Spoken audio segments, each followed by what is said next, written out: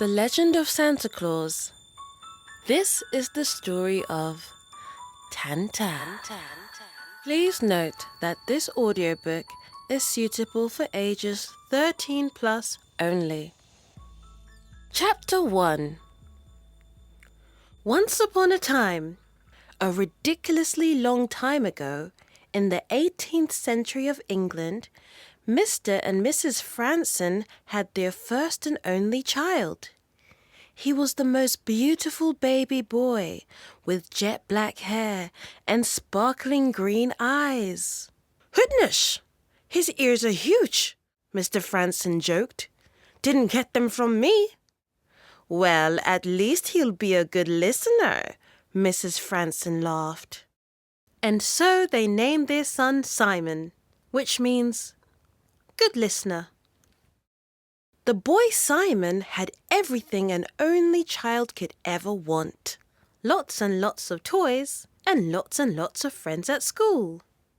But the older Simon became, the more disconnected he began to feel from the rest of the world. 1 week before Christmas, a 15-year-old Simon and some classmates were walking home from school when they saw a homeless man with sores all over his face, begging on the street. "Please, I'm so hungry," pleaded the homeless man. "Could anybody spare me some change?" Simon's classmate named Peter stopped in his tracks and turned to the homeless man. "You want change?" Peter asked. "Oh, yes, thank you so much, young man," the homeless man replied, holding out his hands. Peter reached down into his pockets. "Well, if you want change, then change," he said, throwing breadcrumbs at the homeless man. "Oh, you nasty little bugger. You know that's not what I meant," the homeless man retorted. The group of teenagers laughed as they walked away. But Simon stayed behind. "No, sir, don't do that," he said, as he watched the homeless man pick up breadcrumbs from the icy ground and place it into his mouth. "Here, you need this more than I do." Simon reached into a carefully tied bag and took out a glittering gold crown. He placed the pound coin into the homeless man's dirty hands and watched as his eyes grew wide in disbelief. "Oh, thank you, young man. May God bless you abundantly. May all your wishes and dreams come true," cried the homeless man. "You're welcome, kind sir," Simon said, gracefully bowing down. "Merry Christmas." Simon skipped away, overwhelmed with joy. It felt great helping others. He quickly stopped by to visit his neighbor's farm before rushing back home. However, when he entered his house, he sensed a feeling of slight tension in the atmosphere. "Where have you been, Simon?" Mrs. Franson asked. "You shouldn't be taking so long to get back home after school." "Sorry, Mum," Simon replied. "I was at the farm with Mrs. Hayes." "Well, your friends stopped by," Mr. Franson said, looking at Simon sternly. "And they said they saw you giving a £1 coin to a homeless man." Uh-oh, Simon knew he was in big trouble. I, Simon gulped. "You know that money was for emergencies, don't you?" Mr. Franson replied angrily. "I apologize, Father. I felt so sorry for him," Simon muttered. "Well, it's all very well giving away money that you didn't work for, isn't it, Simon? And a £1 coin? I didn't realize that I raised you to be so foolish," Mr. Franson ended, shaking his head. "But I thought I was doing the right thing, Father," Simon cried. "Well, you thought wrong, Simon. He's just going to spend the money on rum. That's why he's homeless. Because he made bad decisions. So do me a favor, Simon. The next time a beggar asks you for some change, tell him to get a job, exclaimed Mr. Franson. Yes, father, Simon said, with a small whisper. He fought back the intense feeling of humiliation as hot tears ran down his cheeks, and quietly decided from that day never to help anyone ever again. The next day, Mr. Franson made an arrangement with their neighbour Mrs. Hayes for Simon to work at the farm every weekend. I think it's time that you learn the value of money, Simon, Mr. Franson said. Let's see if you'll be willing to give a whole £1 coin to a bum after you've worked hours of manual labour. However, although it was originally intended as a punishment, Simon loved working at the farm, and it made Mrs. Hayes extremely happy to have some company since she was a widow. After Simon had finished attending to all the sheep, cows, and chickens, Mrs. Hayes would cook Simon the spiciest, most exotic dishes. Where did you learn to make such delicious recipes? And now 16-year-old Simon asked, licking the flavours off of the plate. It's called Joe Loaf Rice.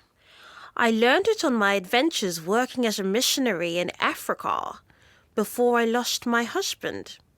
I've been to Ghana, Angola, and my favourite, Tanzania, she said excitedly. Tanzania? Simon repeated, his large ears perking up. Oh, you would love Tanzania, Mrs. Hayes smiled, pulling out the album of photos captured by the camera obscura. And they have gargantuous animals, much bigger than mine. Zebras, elephants, giraffes. Simon smiled dreamily, looking at the photos in awe. Yes, and the people, oh, the people. So warm and friendly, with sparkling white teeth and glowing dark skin. The women are so pretty, you know, and the men, well, the men have such big personalities. And everybody shares with everybody, even if they have next to nothing. They will always share, said Mrs. Hayes. Simon jumped up. I want to go. I need to go to Africa. Expeditiously. Well, your parents are filthy rich, Simon, Mrs. Hayes replied. So it's perfectly possible. After his shift at the farm, Simon eagerly darted back home. Mom! Dad! Simon called. I've got an announcement to make. Mr. Franson looked up from his newspaper amused. Simon paused for effect. I'm going to Tanzania! Mr. Franson began to cackle. Let me guess.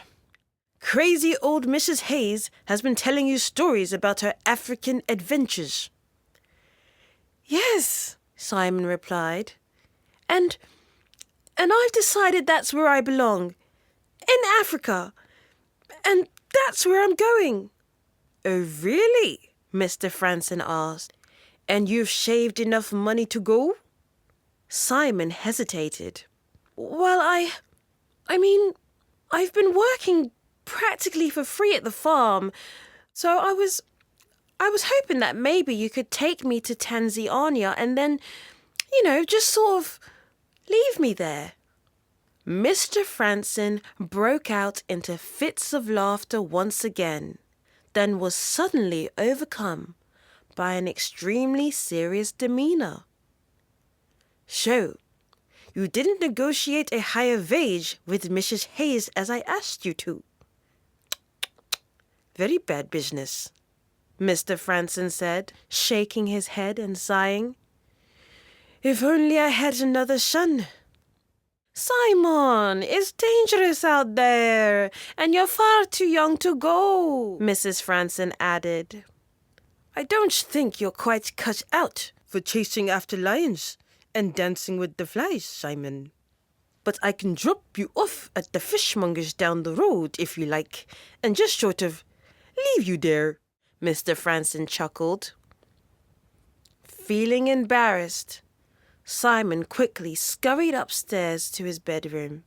Allah halaya, you know he's sensitive, darling, Mrs. Franson whispered. She followed after her son into the bedroom and found him lying face down, looking defeated. I'm so sorry, Simon, Mrs. Franson said, sitting at the edge of his bed. Your father was just joking. No, he wasn't, Simon blurted out. Sometimes I feel like he hates me. Nothing I do is ever good enough. If I tell him I did well at school, he says, you could have done better, Simon. If I think I look good that day, he tells me, you look so tired, Simon. And when I feel I've done something right, he replies, you did wrong, Simon. I can never please him. Mrs. Franson put her hand on Simon's shoulder. Shh, she said gently. Listen, Simon, I never told you this, but we are the secret descendants of a well-known ancestor. He was a saint, and his name was Nicholas, or as your father likes to call him, Sinterklaas. And he was the kindest, most sweetest man to everyone he knew. Quite like you, Simon. Simon remained quiet. He was a monk, and he dedicated his life to God and helping the poor. He touched so many lives that when he died, people from all over the Ottoman Empire came to weep and mourn his death. His mother continued. Simon looked up. Wow, so that's why there are so many paintings of him around the house. I can't believe we're related to the St. Nicholas. And you really think I'm like him, Mum? Does that mean I'm normal then? No, you're not normal, Simon. But history makers are never normal. I knew you were special from the moment you were born. And you will make history, Simon, just like St. Nicholas. Mrs. Franson took off her blue, black and white talisman and placed it around Simon's neck. This was passed down from Sinterklaas, and now it is yours. So no evil eye will ever curse you or make you doubt yourself again. Simon smiled. Thanks, Mum, he said, giving her a hug. Oh my goodness, how long are you going to baby him for? Uttered a voice. Simon looked up to see Mr. Franson standing in the doorway and was instantly filled with indignation. Well, I'm never going to get a hug from you, Dad, am I? You never say you love me. You never say you're proud of me. Maybe you'd be happier if I was dead. And with those words, Simon leaped out of his bed, ran past his father and out of the front door. And Simon kept running and running and running until he found himself deep inside the English woods. He found the lowest tree to climb and rested on its bark. Now, most boys Simon's age would be afraid to be in the woods so late in the evening. But not Simon, for he felt one with nature and one with the starry night sky. I don't belong here on this earth, Simon said sadly, gazing at the moon. Yes, you do, Simon, a voice whispered back. Startled, Simon looked around, wondering where the voice came from. "Who's that?" Simon asked fearfully. All of a sudden, a light was shining brightly from one of the trees. "I'm Siriyana, your ancient ancestor.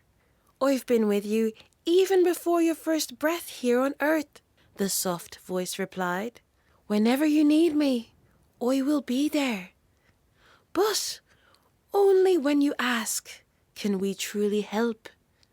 So you must put aside your pride and ask. Okay, Simon?" "I feel so misunderstood," Simon replied sadly. "Don't worry. It's just a little darkness. You will get through this because it's only a little darkness. Just know that one day you're going to help millions of children get through their darkness too. Oh, and one more thing, Simon." Siriyana's voice seemed to drift closer and closer towards Simon's ears. "Never trust a person who doesn't like avocados. Tread very carefully and always keep the vision before you. Because one day soon you will help children all over the world." Siriyana gently began to sing. "I have faith in your generation, your generation, your generation. I have faith in your generation, you will save our nation, this generation."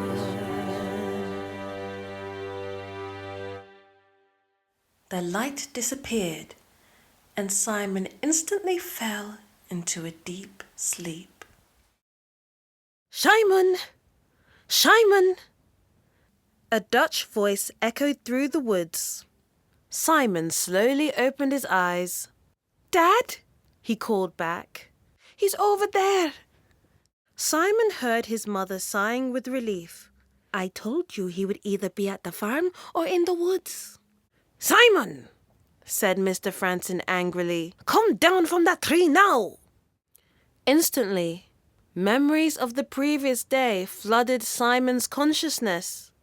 He furiously peeked his head down from the tree and stared at his father in silence. "I think I'll go and collect some berries," Mrs. Franson said, giving Mr. Franson a concerned look. "Just be nice," she whispered, before wandering off to explore the surrounding bushes. Mr. Franson sighed and sat down on the grass beneath the tree. "Listen, Simon, I'm... Mr. Franson wasn't used to apologizing. "Listen, Simon. When I was your age, I was lucky to even get one meal a day. All your grandma and grandpa used to do was pray and talk about how God would send them a miracle. They would never ever save any money or make plans or smart decisions. They just sat around all day waiting for a miracle. It wasn't long till I began to resent them for it. I remember seeing my parents giving their last coin to a homeless man on the street, believing God would bless them for it. And me and my 5 brothers sat by the fireplace on empty stomachs, waiting for God to bless us." Mr. Franson became silent. "What happened?" Simon asked. "We got evicted. That's what happened. All 8 of us thrown out onto the streets. Every day I would knock on door after door, pleading and begging strangers to take me and my family in. 3 weeks later, it was completely by pure luck that a carpenter needed some workers at his shop. So he let me and my family stay in the attic in exchange for our hard labor. He wasn't very nice, and the living conditions were awful. But it's where I learned to make my sledges. And a decade later, I eventually started a successful business. So, If I come across harsh at times, Simon, I'm working on it. I just don't want you to end up in a situation that you might regret. It's a tough world out there, and I want you to make smart decisions, so you never end up like how I once was. I want you to be better than me, Simon. Work hard, and don't feel entitled to anything, because God helps those who help themselves. Mr. Franson looked up at Simon. As he held back tears from falling from his eyes, he managed a small yet sincere smile. "I'm so sorry, Dad," Simon said softly. "Let's go home, Simon," Mr. Franson implored, as he got up and began to dust the dirt off his trousers. But just as Simon was about to make his way down from the tree, an unfamiliar voice boomed through the woods. "Going somewhere, Mr. Franson?" Mr. Franson turned around to see two cloaked men. One had a pistol aimed at Mr. Franson, whilst the other stranger's hand was placed over Mrs. Franson's mouth. "No, don't harm her!" exclaimed Mr. Franson. "I want to know what one of the richest couples in London are doing in the woods so early in the morning," said the robber with the gun. The second robber smiled. "It must be our lucky day." "Please, don't hurt her," pleaded Mr. Franson. I'll give you all of our money. I don't have anything on me right now, but I can lead you to the safe." "Perfect," smiled the armed robber. "That was easy. I didn't even have to ask, and people say that you're stingy. Let's prove them wrong. Now walk." He carefully swiveled behind Mr. Franson, pushing him forward with the gun, which was now firmly secured on Mr. Franson's lower back. "Let go of my parents!" Simon screamed, jumping from the tree onto the armed robber's back. "You little roach!" the robber yelped, as he tackled Simon to the ground. Mrs. Franson let out a weak cry as the second robber tightened his hands around her neck. Mr. Franson found a large rock and attacked the cloaked stranger from behind, making a blow to his still hooded head. The robber screamed in pain, falling down to the ground and letting go of Mrs. Franson in the process. With speed, the couple ran towards Simon. "Dad! Dad!" Simon shouted, as he tried to kick the gun towards his father. "Get it!" But the robber kneed Simon in the gut and quickly seized a hold of the gun. With vicious eyes, he turned towards Simon. "The plan's not planning, and it's your fault." "Time to go back to dust, kiddo," said the armed robber. "No!" Mr. Franson screamed, jumping in front of his son just as the hooded man pulled the trigger. There was a loud bang as Mr. Franson dropped and crumpled on the ground. The armed robber then turned his pistol towards Mrs. Franson, who let out a loud shriek. "Run, Sean!" whispered Mr. Franson in pain. "Run!" Simon got up in shock and stumbled. As he gained momentum, he thought he heard Mr. Franson murmur something which sounded like, "I'm so sorry, Simon," before hearing another loud bang.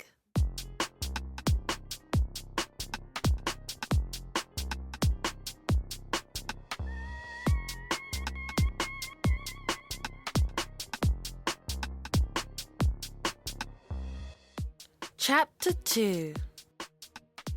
1, 2, 3, drink! Peter boomed.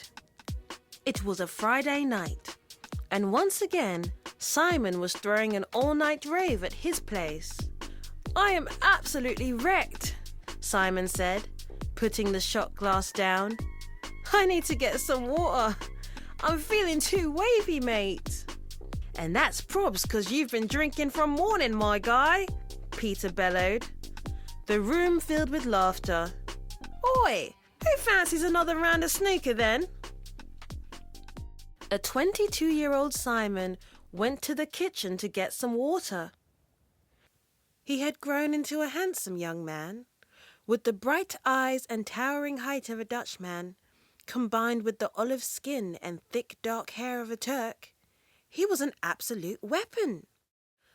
After that frightfully fateful morning that took place in the woods, Simon instantly became the youngest millionaire in London. Unfortunately, by the time Simon had gotten the police and ambulance to the woods, both his parents were dead, and the robbers were nowhere to be found. Now most of Simon's days were filled with drinking, partying, and more partying. "Are you okay, Simon?" a soft voice asked. To Simon's surprise, it was Olivia, the most sought-after young lady in the local area. Simon smiled. "I'm good, thanks, Liv." Olivia moved closer to Simon. "Shall we take another shot?" "Wahey!" Peter shouted as he danced into the kitchen. "You coming to join the snooker game, Si?" Peter glanced at the counter and grimaced. "Avocados? Gross!" He placed himself between Simon and Olivia and put his arm around her shoulders. She was a petite girl with long strawberry blonde hair that complemented her sugar-white icing skin, sprinkled with cinnamon-colored freckles. She had large, almond-shaped, golden-brown eyes with small, kissable, thin lips. A real English beauty. "You all right, my lang lady? You look absolute fire tonight," Peter said cheekily. Olivia managed a strained smile. "See you later, Simon," she said, breaking away from Peter and exiting the kitchen. "Wow, you are so lucky," Peter blurted. "The pengest girl here, standing this close to you." Peter had a full head of mousy brown hair, complemented by cool blue eyes and a permanently mischievous demeanor. "I wasn't really paying attention," Simon replied. "Eh?" Peter piped back in disbelief. "Well, if you don't like her, maybe you can be my wingman and, shh, she's coming back." Olivia's eyes were completely focused on Simon as she returned to the kitchen. "Simon, could you please show me where the telephone is? I need to make a call to my chaperone." Peter looked at Simon enviously, trying to hide his disappointment. I don't mind showing you where the telephone is, Liv." "Well, it's Simon's house and I'm already in enough trouble. I'm not even supposed to be here," Olivia ended matter-of-factly. "Okay, no problem," Simon said, walking towards the door. He turned to Peter and whispered, "Don't worry, mate. I got you." They fist-bumped each other as Simon led Olivia to the busy dining area. An exquisitely designed gold-flowered telephone box sat on the dark red wall in the corner of the room. Simon put his hand on the wall and looked down at Olivia. "Snuck out again, did you? What are you going to tell your chaperone this time?" he asked curiously. Olivia cracked a wicked smile. "What does one really need to say when you have the means to pay?" "Right, quite true. Well, Liv," Simon started, "Pete is a really good guy." Olivia let out a small sigh. "I don't care." He had some nerve, moving to me with the most putrid of riz. Ugh, talk about putriz. She giggled and laughed at her own joke. Not even going to lie, Simon, but you're 100% my type on parchment. Simon remained indifferent. Really? That's interesting, he said, slightly backing away. I mean, imagine what a power couple we would be, she said, shifting closer to Simon. And we've got the sixes. You're over 6 foot, and I'm a UK size 6. Wow, a match made in heaven, Simon replied nonchalantly. Well, what do you think about me? She asked, moving her gaze from his eyes to his lips. Simon collected his thoughts. You know, he said slowly, it's crazy to think that if I was a few inches shorter or born with less money, you wouldn't even be giving me the time of day. Olivia rolled her eyes. Oh my God, Simon, who hurt you? I am literally the longest lady in London. Why wouldn't I select a partner with good pockets and good genes? It's just common sense. I mean, like, what? I guess a man with intelligence or kindness isn't a priority for you then, Simon said, shaking his head. Well, I mean, it's an added bonus, but not if it's on an absolute dead ting, she concluded. Simon frowned. Listen, Liv, I've got to go. Olivia put her hand on Simon's chest. Where are you taking me? She asked. Ugh, I'm taking you back to the streets, Liv, he snapped. Olivia's jaw dropped to the ground in dismay. My God, you did not just say that to me. Simon let out a frustrated sigh. Look, Liv, I'm sorry, okay? I'm really, really sorry. But this is not it. As Simon turned to walk away, a few ladies who had been closely watching their interaction gathered around Olivia. What's the tea, Liv? What's the tea? They asked. Oh, did you hear what he just said to me? She cried. He basically called me a 10-pence glizzy gobbler. He did not, gasped the ladies in shock. He absolutely mugged me off, she sobbed. You are beautiful. You are Lengers. And you are a queen, Olivia's friends assured her. I mean, it's giving eye infection. Because how can he not see how perfect you are? Exactly, Liv, the other ladies chimed in. You're like literally so pretty. We all want to be you. Yeah, Liv, I really want to be you though, breathed Melissa from the back of the group. So much so that I have extremely disturbing thoughts pertaining to you. Specifically, you. Same, her friend Fergie added. Like, I literally go to bed every night, hoping, wishing, dreaming that I could wake up in your body, Liv. And when the sun rises and the sad realization hits that I still haven't manifested my true heart's desire, that's when I start to spiral down into an almost psychotic depression. Olivia looked confused. Oh, wow. Thanks for the comps, guys. I really do appreciate them. But I mean, like, should I be concerned, though, or...? No, don't be silly. Don't be silly. You're my best friend, Liv. And I just love you so much. All the girls agreed. Yeah, Liv. We're your ride or dies, and we all love you. Olivia sighed. Thanks, girls.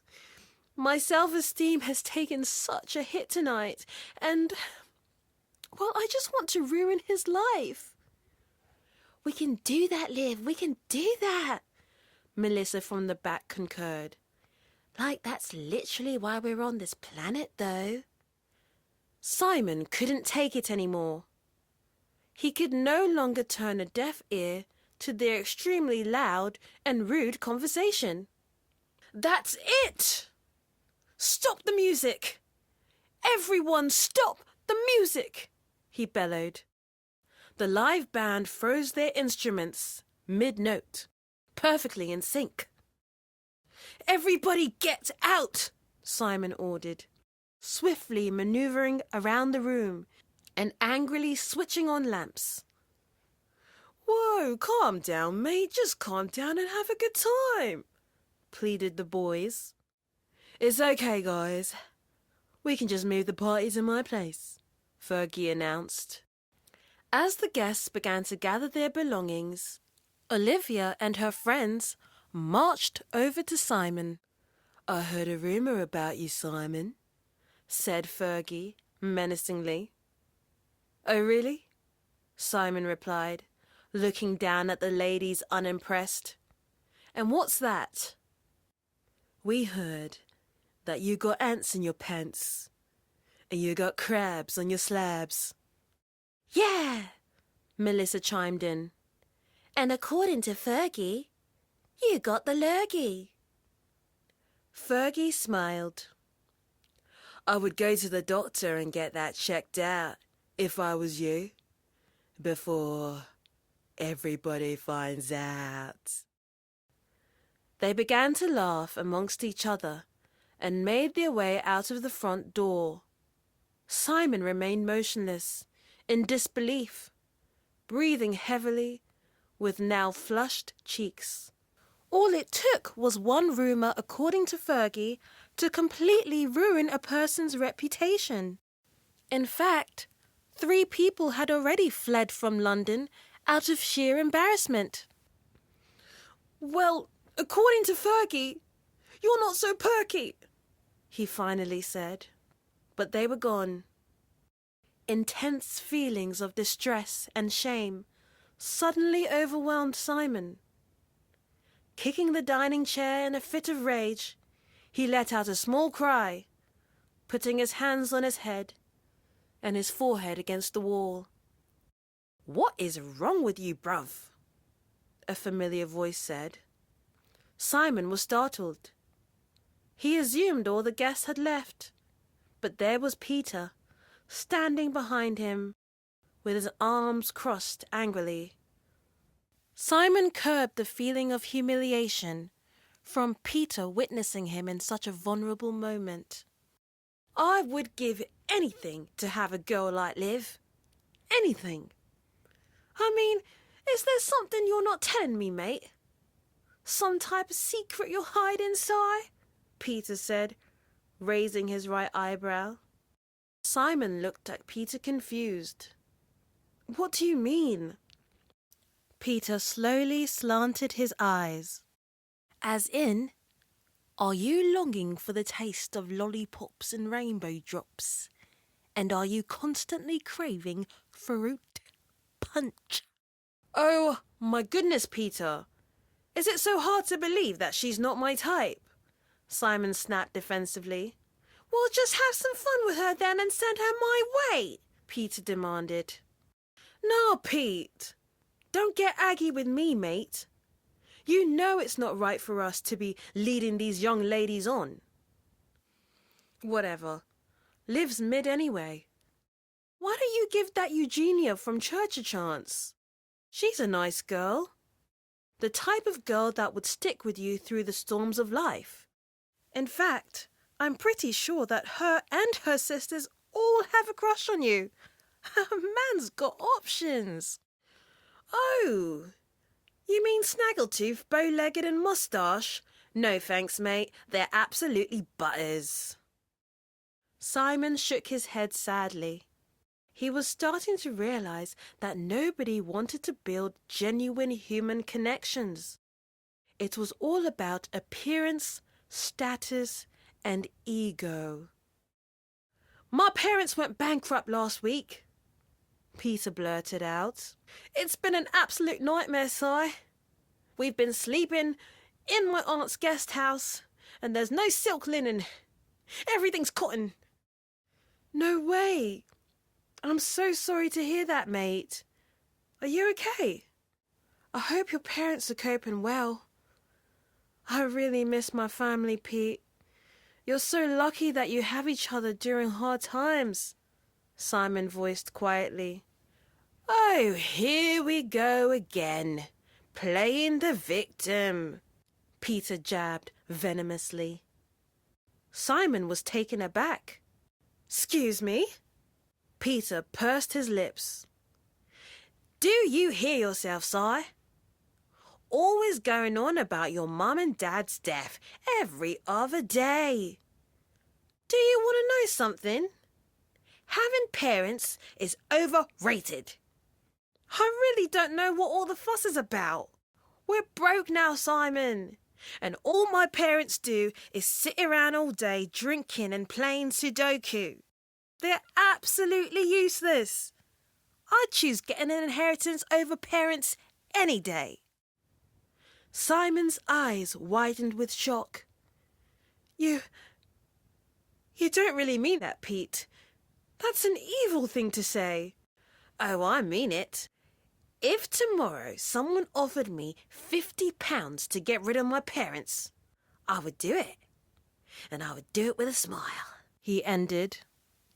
"Get out! Get out! How dare you say these things in my house?"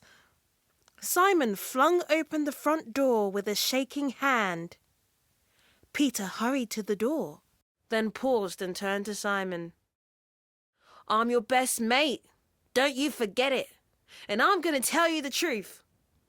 Do you remember when we were young and you used to give away all your money to the poor?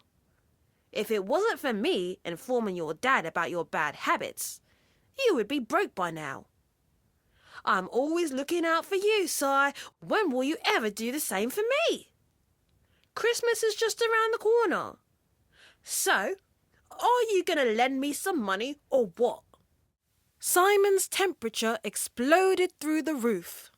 "Stay away from me, Pete. I don't ever want to see your face again. Be gone!" Simon yelled.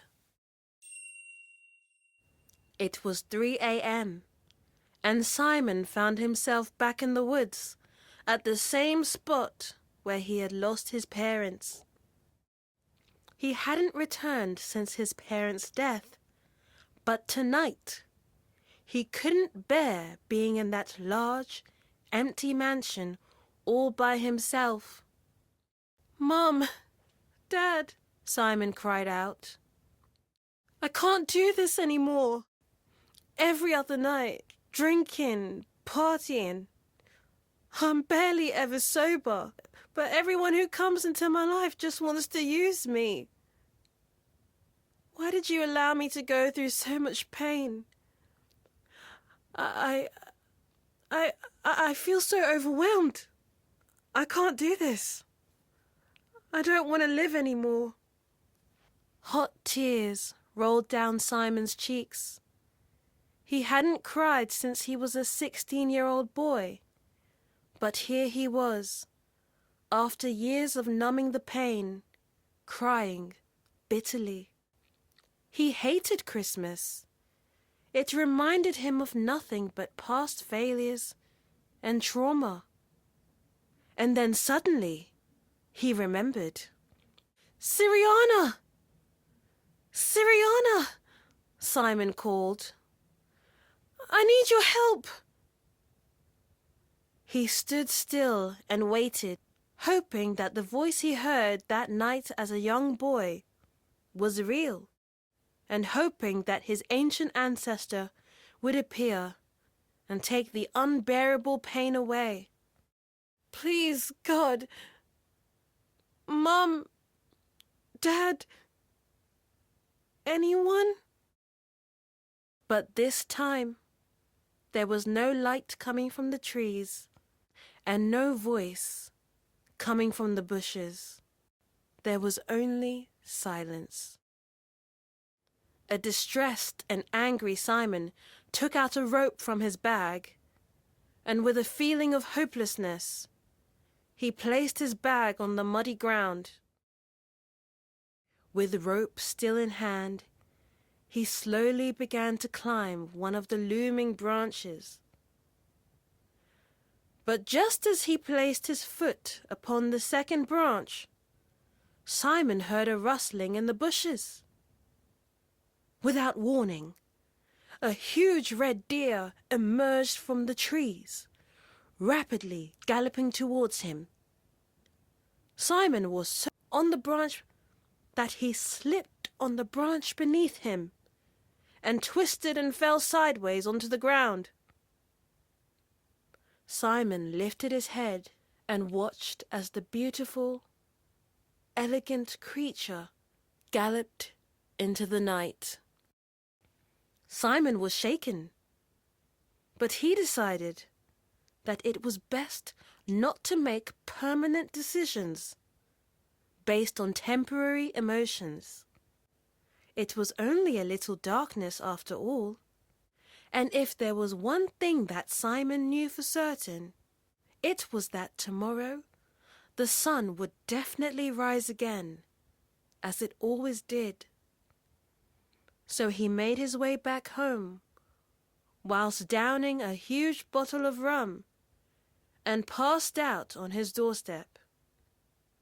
And as he lay in his unconscious state, he thought he heard a sweet, familiar song ringing in his sleep.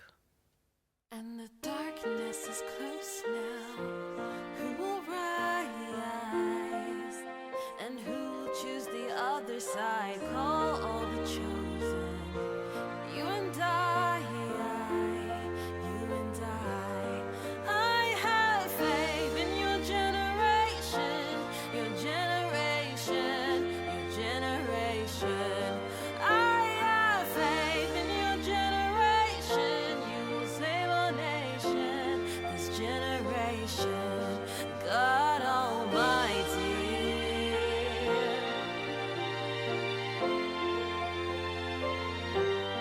God Almighty.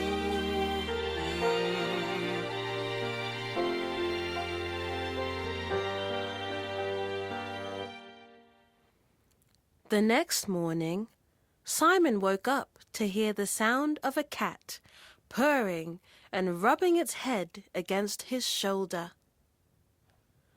Simon opened his eyes and tried to get up, but it was instant regret.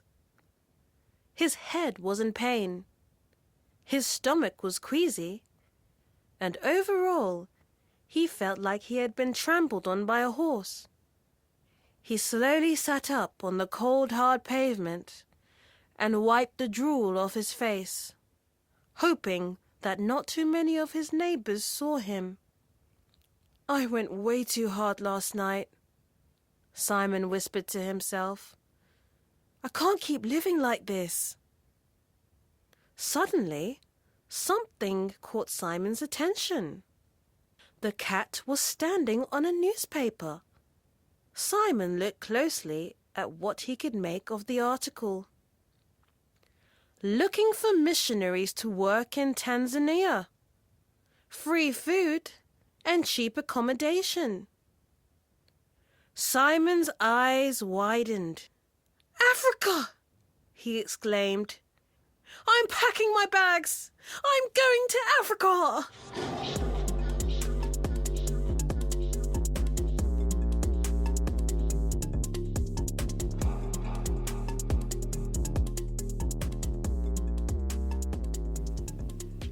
Chapter 3. Thank you, Mr. Franson, the small Tanzanian children chorused. It was another great day of teaching, singing, and clapping. Life in Tanzania, from the scenery to the food to the energy of the people, was simply breathtaking. Of course, it wasn't quite the luxury that Simon was used to, but admiring the wildlife and the famously named lakes, mountains and trees seemed to make up for it. So far, this truly had been the most peaceful 3 months of Simon's life. "Simon, we have 2 more missionaries and a new priest coming this week," Father Alex said. "I'm training them to take my place." "Oh, so soon? Oh, I'm going to miss you so much, Father Alex. But you had so many applications to get through. How on earth did you whittle them down so quickly?" "Well, it's quite simple," Father Alex answered. "There are many who label themselves good people, but I never take them at their word. Because truly good people usually tend to think they're terrible people. And that's how they remain good people." Father Alex chuckled. "Anyways, Simon, you've done such a great job so far. How about you take the rest of the week off?" Simon was shocked. "Are you sure, Father Alex? I don't mind helping." "Don't be silly, Simon. Go and explore. Just try to come back in one piece," he chortled. Simon ran outside, excited at what adventure he would be going on next. Would he finally face off with Mount Kilimanjaro? "Simon, Simon, dance!" cheered the Tanzanian students. The sound of local drums and flutes reverberated off the trees. Simon laughed and joined in to match their movements as both the younger and older students chorused. "I'm not crying anymore. I have cried too many times before. I'm not sitting on the shelf, feeling sorry for myself. I'm not wishing on a star, hoping luck will come from far. I am going to make the change. I am doing it today. No more crying, no more crying, no more crying, no more crying, no more crying, no more crying, no more crying, no more crying."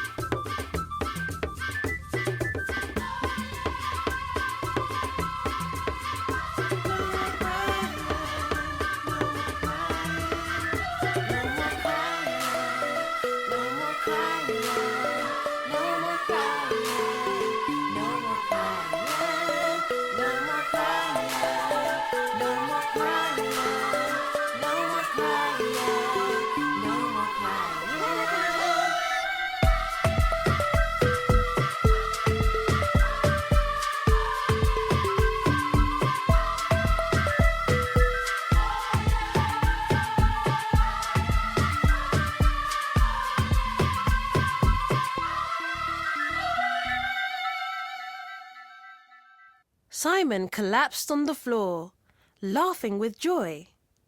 He had little to no rhythm, but it was liberating. No constant competing or feeling the pressure to be perfect. Just delicious food, beautiful scenery, and good vibes. Shortly, he started to see some of the children change their focus and point excitedly towards the opposite direction. Simon got up and followed their fingers with his eyes to see 5 ladies in the distance coming towards them holding baskets, and he was instantly enchanted.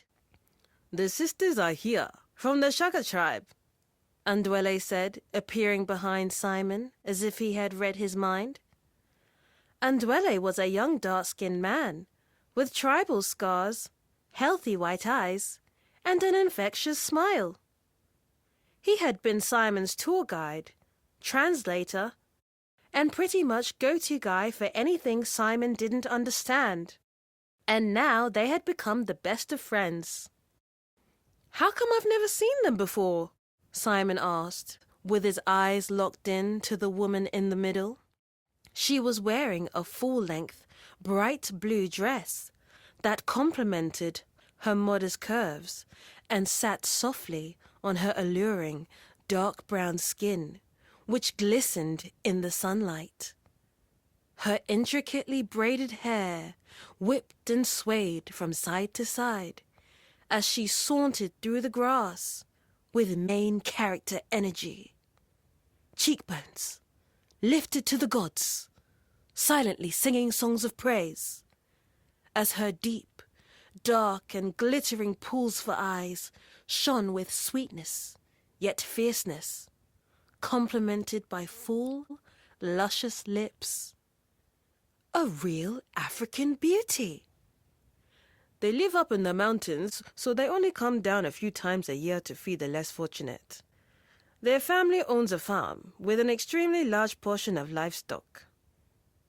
But they are very generous, so the people are grateful, Andwele informed. Simon watched as the 5 ladies began handing the children bags filled with meat, fruit, and bread. The students cheered and hugged the women. As the young lady in the blue dress smiled and interacted with the children, Simon was convinced that he finally knew what love at first sight was.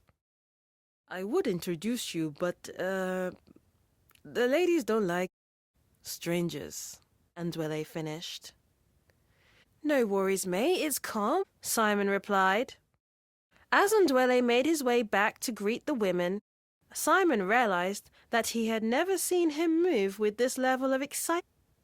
Andwele greeted the sisters, and as they began to converse in their native language, Simon tried to push aside the small and surprising pang of jealousy growing within him, when unexpectedly, the lady in the blue dress looked up at Simon.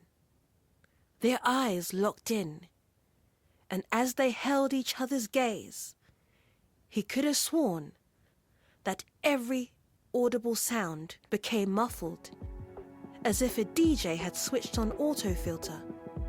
Yet every visible color in sight danced and screamed louder than ever before. After a few seconds, she looked away, and shortly thereafter, waved goodbye to Andwele, Pastor Alex, and the children.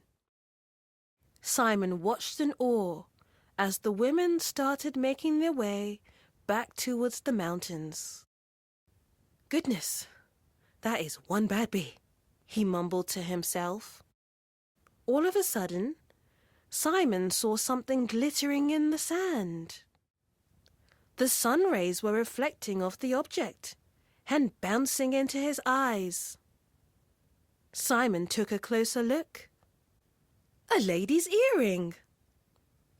Simon picked up the earring and quickly followed after the women, speedily gaining momentum. "Wait!" he shouted. "Wait!" Unfortunately, he couldn't quite remember the words in Swahili.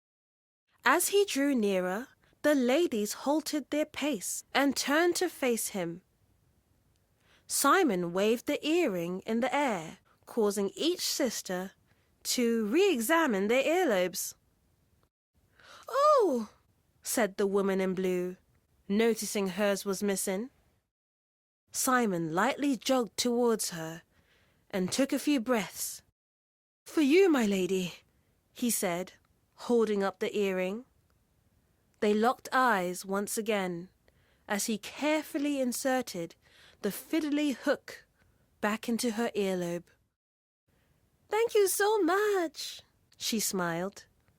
"I didn't even notice, and they're my favorite earrings." "You speak English," Simon said excitedly. "I'm fluent in English, French, and German. And of course, Swahili," she replied. "Impressive!" Simon grinned, holding out his hand. "My name's Simon. What's yours?" "Nice to meet you, Simon," she beamed, shaking his hand.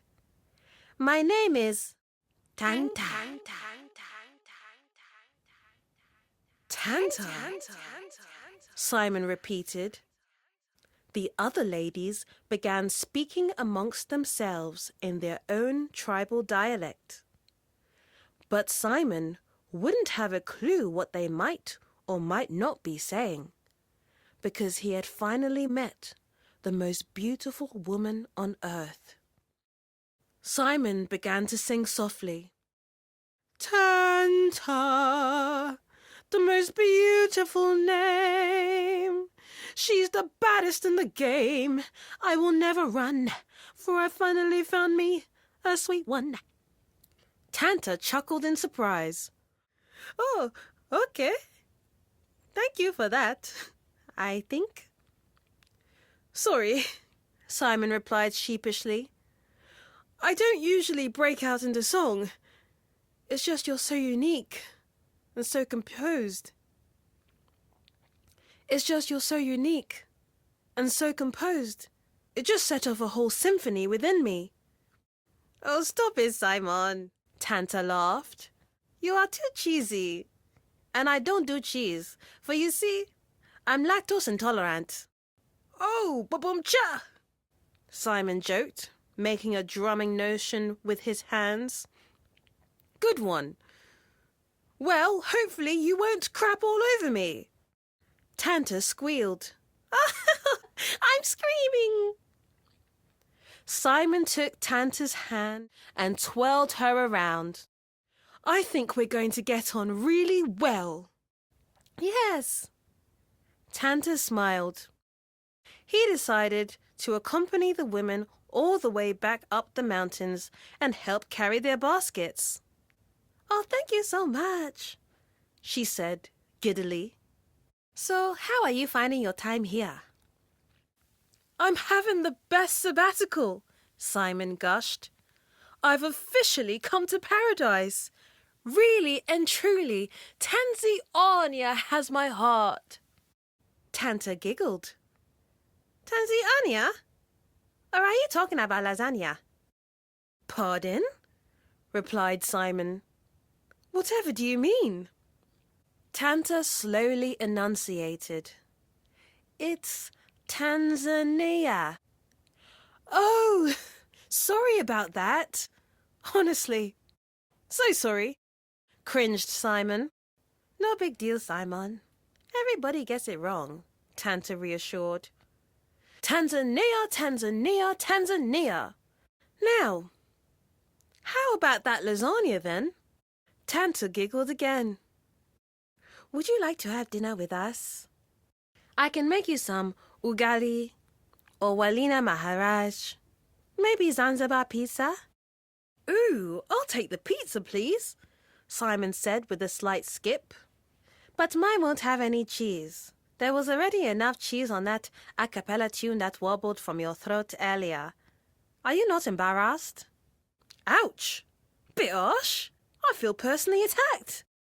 Well, that's the last time I'll be busting out into a random song. Praise the Lord, for he answers prayer, Tanta exclaimed. They both broke out into more fits of laughter, before Tanta cracked a huge smile with a wink at Simon. I'm just joking, Simon. Just joking. Maybe we should record an album together, eh? And they babbled and jested and guffawed the rest of the way up the mountain. As the weeks went by, Simon and Tanta drew closer and closer. Simon would teach the children during the week, then spend the weekends dancing with Tanta by Lake Manyara, or reciting poems by the baobab tree, then sharing stories with Tanta's tribe. One evening, Tanta took Simon's hand and sat him down on the luscious, firm turf.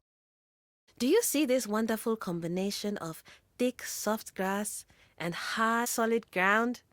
She asked. Simon watched as Tanta rested her head on the vibrant greenery.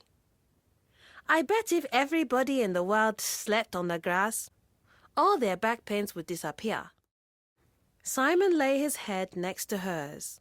It is pretty comfy. Of course, it wouldn't be very convenient if it was raining. Tanta laughed. That's what these huge leaves are for. To shelter us from the rain.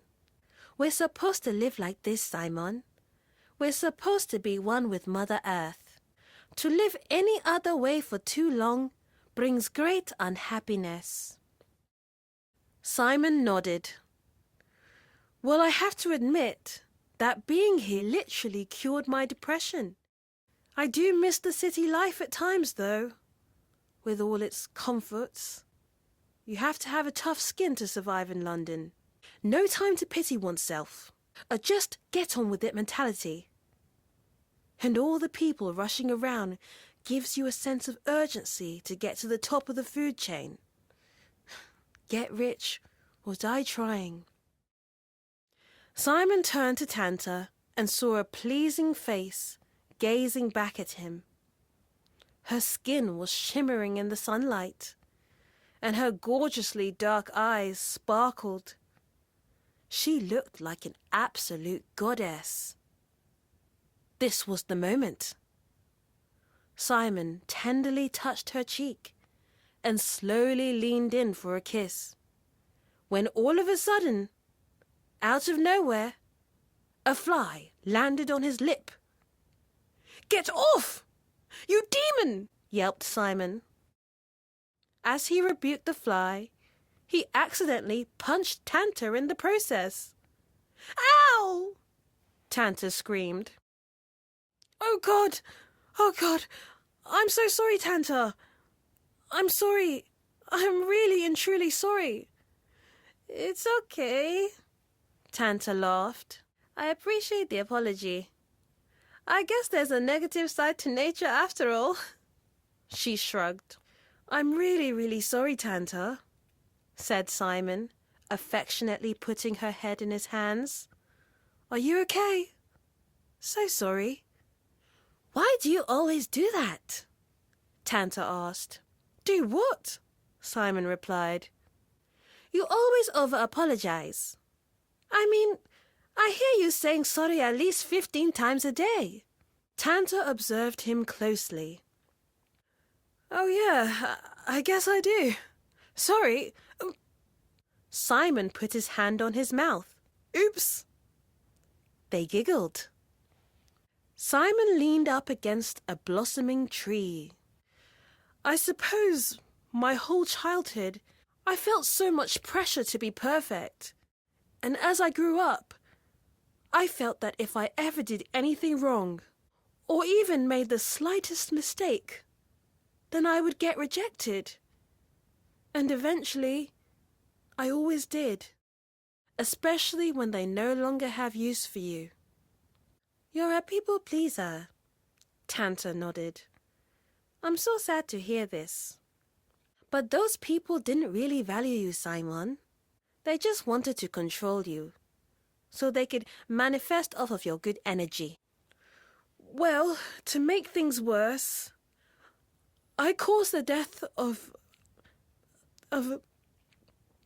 my parents by running away. The last words my father said to me was, 'I'm sorry, Simon.' Every day I'm filled with so much guilt, shame, and regret."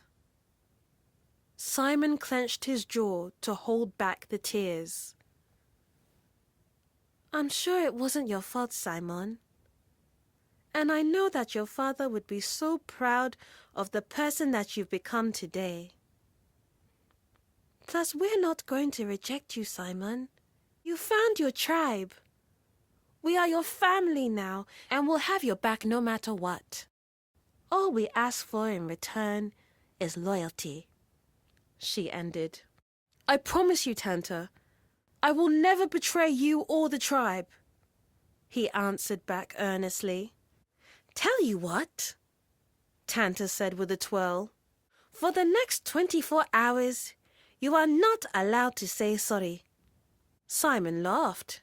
"Okay, I'll try." "Good." And Tanta found a fruit on the ground and smeared it on Simon's jacket. "That's for the fly." "Hey," Simon replied, "that's gonna leave a stain." "Aw, I guess you don't look so perfect anymore." "Well, thank goodness it's not so perfect day," she said. "Not so perfect day?" Simon repeated. "Yes, not so perfect day. Not so perfect day." Sing with me. Not so perfect day. Simon began to beatbox, whilst Tanta held up a branch to her lips. Not so perfect day.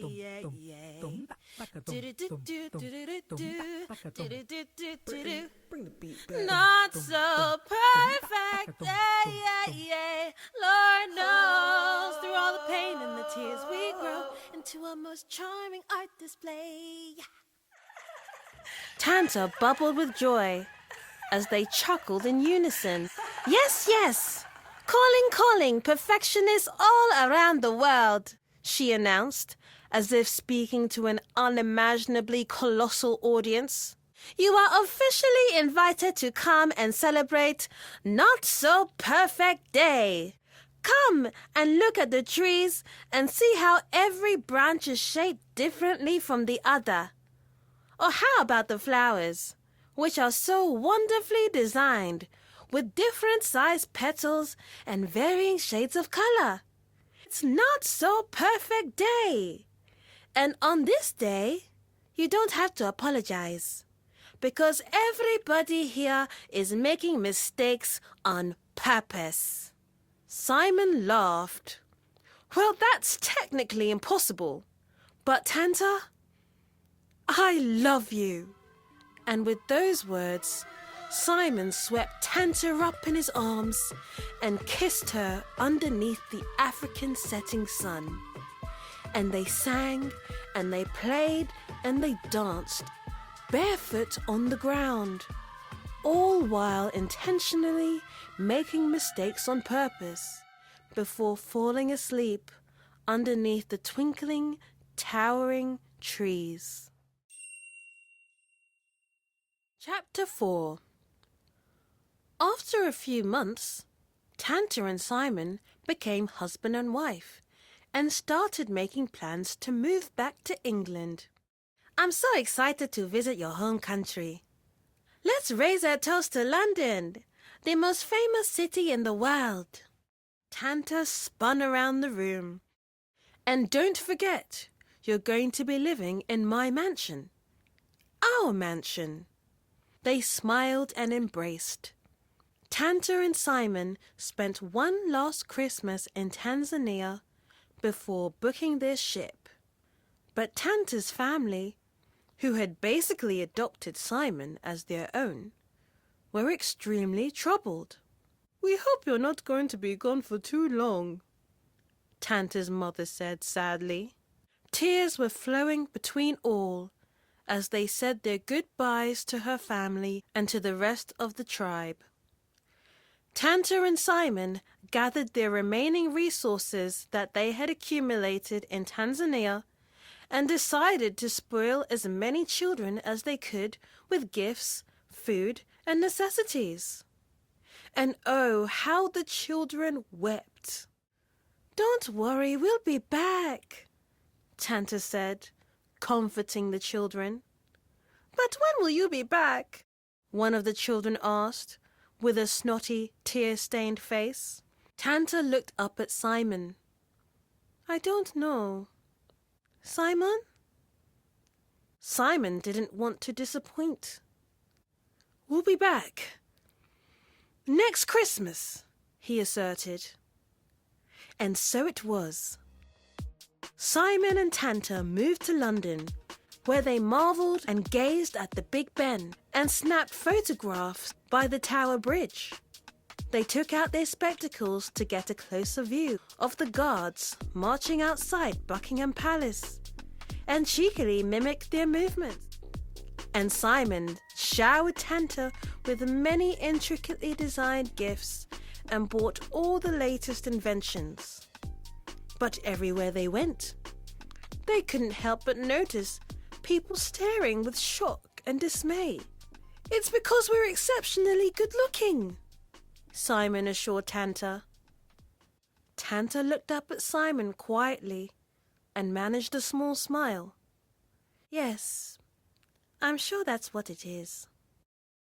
Every Christmas, just as they promised, Simon and Tanta turned to Tanzania with gifts upon gifts for the children, and these gifts would get a little more extravagant each time as Western society continued to advance. But as the years went by, Simon and Tanta started to notice a change in the children's attitudes. "This is not really my style," said the little village girl with a scrunched up nose. She dropped the brand new shoes on the ground. "Do you have anything in red?" Simon frowned. "That's all we have, I'm afraid." "We heard people in London are wearing top hats. We want some top hats too," demanded one of the village boys. The children began to chorus his sentiments. "Top hats are for grown-ups," Tanta replied. "And what do you need them for in such hot weather anyway?" "Well, you could at least bring us something that's trending," snorted the little Tanzanian boy. "Oi! Say one more word, and you won't be getting anything next Christmas," warned Simon. The little boy looked at Simon defiantly. "One more word," he said, and stuck out his tongue, running away giggling. Simon was in disbelief. How ungrateful! They won't be laughing next year. So Simon began to write a list of all the children who were thankful and all the children who were unthankful. "What are we going to do with all these leftover presents?" Tanta asked. Simon sighed. "We might just have to return them back to the store," he said. "Or maybe we can give them to Father Wakefield. I heard he's going to India. There are plenty more children all over the world that need presents." Simon collected his thoughts. True. Father Wakefield actually asked if we'd be interested to go along to India with him. Tanta hopped out of the chair. "Great, let's go," she said rather zealously. Simon looked closely at Tanta. "You're not happy in London, are you?" Tanta looked away. "You've shown me a life of entertainment and luxury, and it really does feel like a dream. But I..." Tanta couldn't find the words. "Anyway, Simon, don't worry about me. I'm an assassin. I can face any challenge that life throws at me." "I know. That's why I married you. But you don't have to be strong all the time, Tanta. I can be strong for the both of us." Simon came to stand beside Tanta as she gazed through the window and put his arms around her waist. "You know, after my mother gave birth to my 4 siblings, before my parents separated, there was a long drought in Tanzania that destroyed so many crops and wiped out much of the livestock. At that time, my mother discovered that she was pregnant with me, and she and my father were very anxious, as they barely had 1 meal a day. So she secretly planned to have an abortion." Simon gasped. "Well, thank goodness she changed her mind." "She didn't, Simon. She went through with the abortion." Tanta winced. She took the last of the herbs. "But that's not possible. How can that be?" he questioned. "She had conceived with twins, Simon. And she didn't even know it. My twin died, but I survived." A single tear rolled down Tanta's cheek. "Wow." Simon shook his head in disbelief. "You really are one special woman. I was so ridiculously unhappy before I met you, and you saved me, Tanta. So I think it's time to show you off to the rest of the world. Let's go to India. And so it was. Next stop, India. And they danced with the beautiful mahogany children, ate deliciously spicy food, and meditated by the river Yamuna after gazing in awe at the Taj Mahal. Well, after those magical nights in India, Simon and Tanta were inspired to go to a new country each year. And everywhere they went, they would shower the children with gifts and treats. So much so that they started to gain a reputation. The tabloids were obsessed with Simon and Tanta's every move, and impoverished children all around the world would cross their fingers and hope that Simon and Tanta would visit their city next. "They're coming to town," the children would sing. And because Simon and Tanta were always together, they eventually merged their names as one. "It's Simon and Tanta," they sang. "It's Santa." "But you better not be rude or ungrateful," the children whispered, "or you'll get nothing." Simon and Tanta brought much joy and entertainment everywhere they went, and many benefited and profited off of their existence. But as the years went by, Simon and Tanta began to grow weary of the constant moving around. Moreover, as motor cars were becoming more and more accessible, the late Mr. Franson's sledge business began to severely decline in sales. As Simon and Tanta boarded the ship back to London, a 31-year-old Simon realized he had been extremely preoccupied about the future of his business. Simon put his hand on his neck and gasped, "My chain! Where is it? Where's my lucky talisman?" He patted his hands over his body. "Tanta, have you seen it? You know, the one my mum gave to me before she died." "I don't know where it is," Tanta replied. "Maybe you put it in a suitcase?" Once Simon and Tanta boarded the ship, they began looking carefully through each of their belongings. But as they checked and rechecked their bags, they began to notice the sky was getting darker, the wind was growing stronger, and the waves were climbing higher.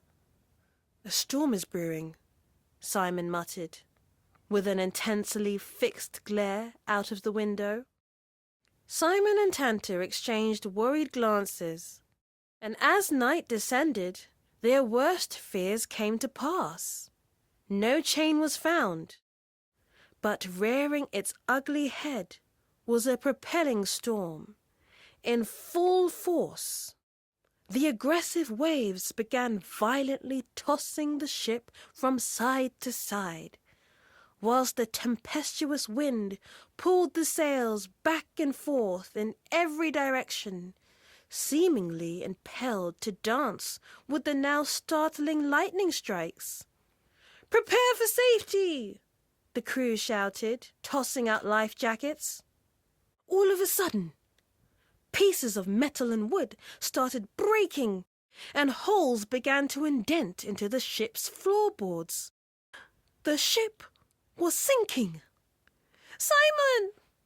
Tanta screamed, trying to reach for his hand, but the wind and the water pulled her in the opposite direction. "Tanta!" Simon cried out. "I love you!" But before he could hear her response, the sail of the ship swung in Simon's direction, knocking him over the boat into the frosty black sea. Chapter 5. Simon slowly opened his eyes. "He's waking up," a voice said. But there was something strange about the voice. It was almost like several voices in one. He seemed to feel this inconceivable euphoria and peace. Simon fully opened his eyes to see several glittering beings with pleased faces looking down upon him. "He's awake! One of them exclaimed, and instantly the space was filled with applause. Simon pushed himself up and realized that his head felt foggy and light. It was almost as if he was floating. "Whoop, whoop!" One of the glittery beings cheered. Their wings were glowing and flashing like LED lights, displaying every color of the rainbow, and their thick, bouncing hair was blowing perfectly in an ostensibly invisible wind. Beneath their extravagantly large eyelashes were eyes that shone with both rage and pure love. "Well done, Simon! We're so proud of you!" announced a familiar voice. Simon recognized the voice instantly. "Siriyana!" he called. He glanced down and gasped. He really was floating. The applause died down simultaneously as Siriyana appeared before him. "You passed every test on Earth, and now you're kind of a legend here, Simon. You and your twin soul Tanta. Absolute game changers." Siriyana was the only being that visibly differentiated from the others. Instead of wings, she had two exquisitely beautiful stumps for arms, complemented by long platinum blonde hair and gleaming grey eyes. And in her sequenced pink dress, one couldn't help but notice that one of her stumps was slightly longer than the other. "Yes," another glittering being agreed. "So much so that we even changed a few rules up here because of you, honey." Simon shook his head in disbelief. "Wow! I'm so honored. Thank you. So, this is heaven?" A tall, shimmering being with bright green hair and glorious flashing disco wings stepped forward, and instantly a spotlight shone upon him. "Allow me to explain," he trumpeted. All at once, poles began to lower down from what appeared to be a heaven above, and down came more glittery beings with long flowing light grey dresses and bright blue wings, bending, twisting, and turning artistically around the poles. Soon, music began to play, seemingly from nowhere, yet everywhere at the same time. Simon felt the vibrations of the bass permeate through his entire soul. For you see, the bass is everything, for the bass is life. And this bass went hard. So the angels began to nod their heads and move their body to the beat. Let us make man in our image. We are the cherubim from a higher heaven. We worship only him and her. There's two of them. It's true. Stop pretending that we don't exist. Arthritis. A pride so swollen, it's hurtful. Like an atheist explaining the creation going purple. If your life sucks, perhaps just consult us. Our help's only consensual. We are asexual. Flap, flap, flap, flap.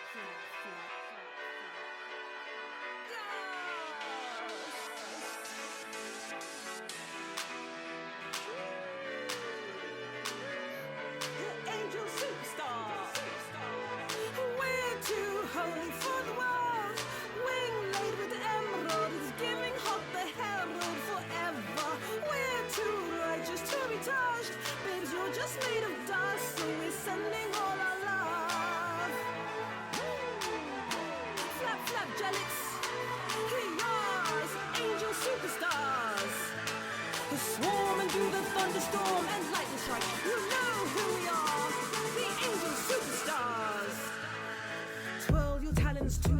which category? Well behaved. All the demons get well jelly, cause angelic doesn't age. I float, I flap, I click and clack, but when you speak I just hear quack.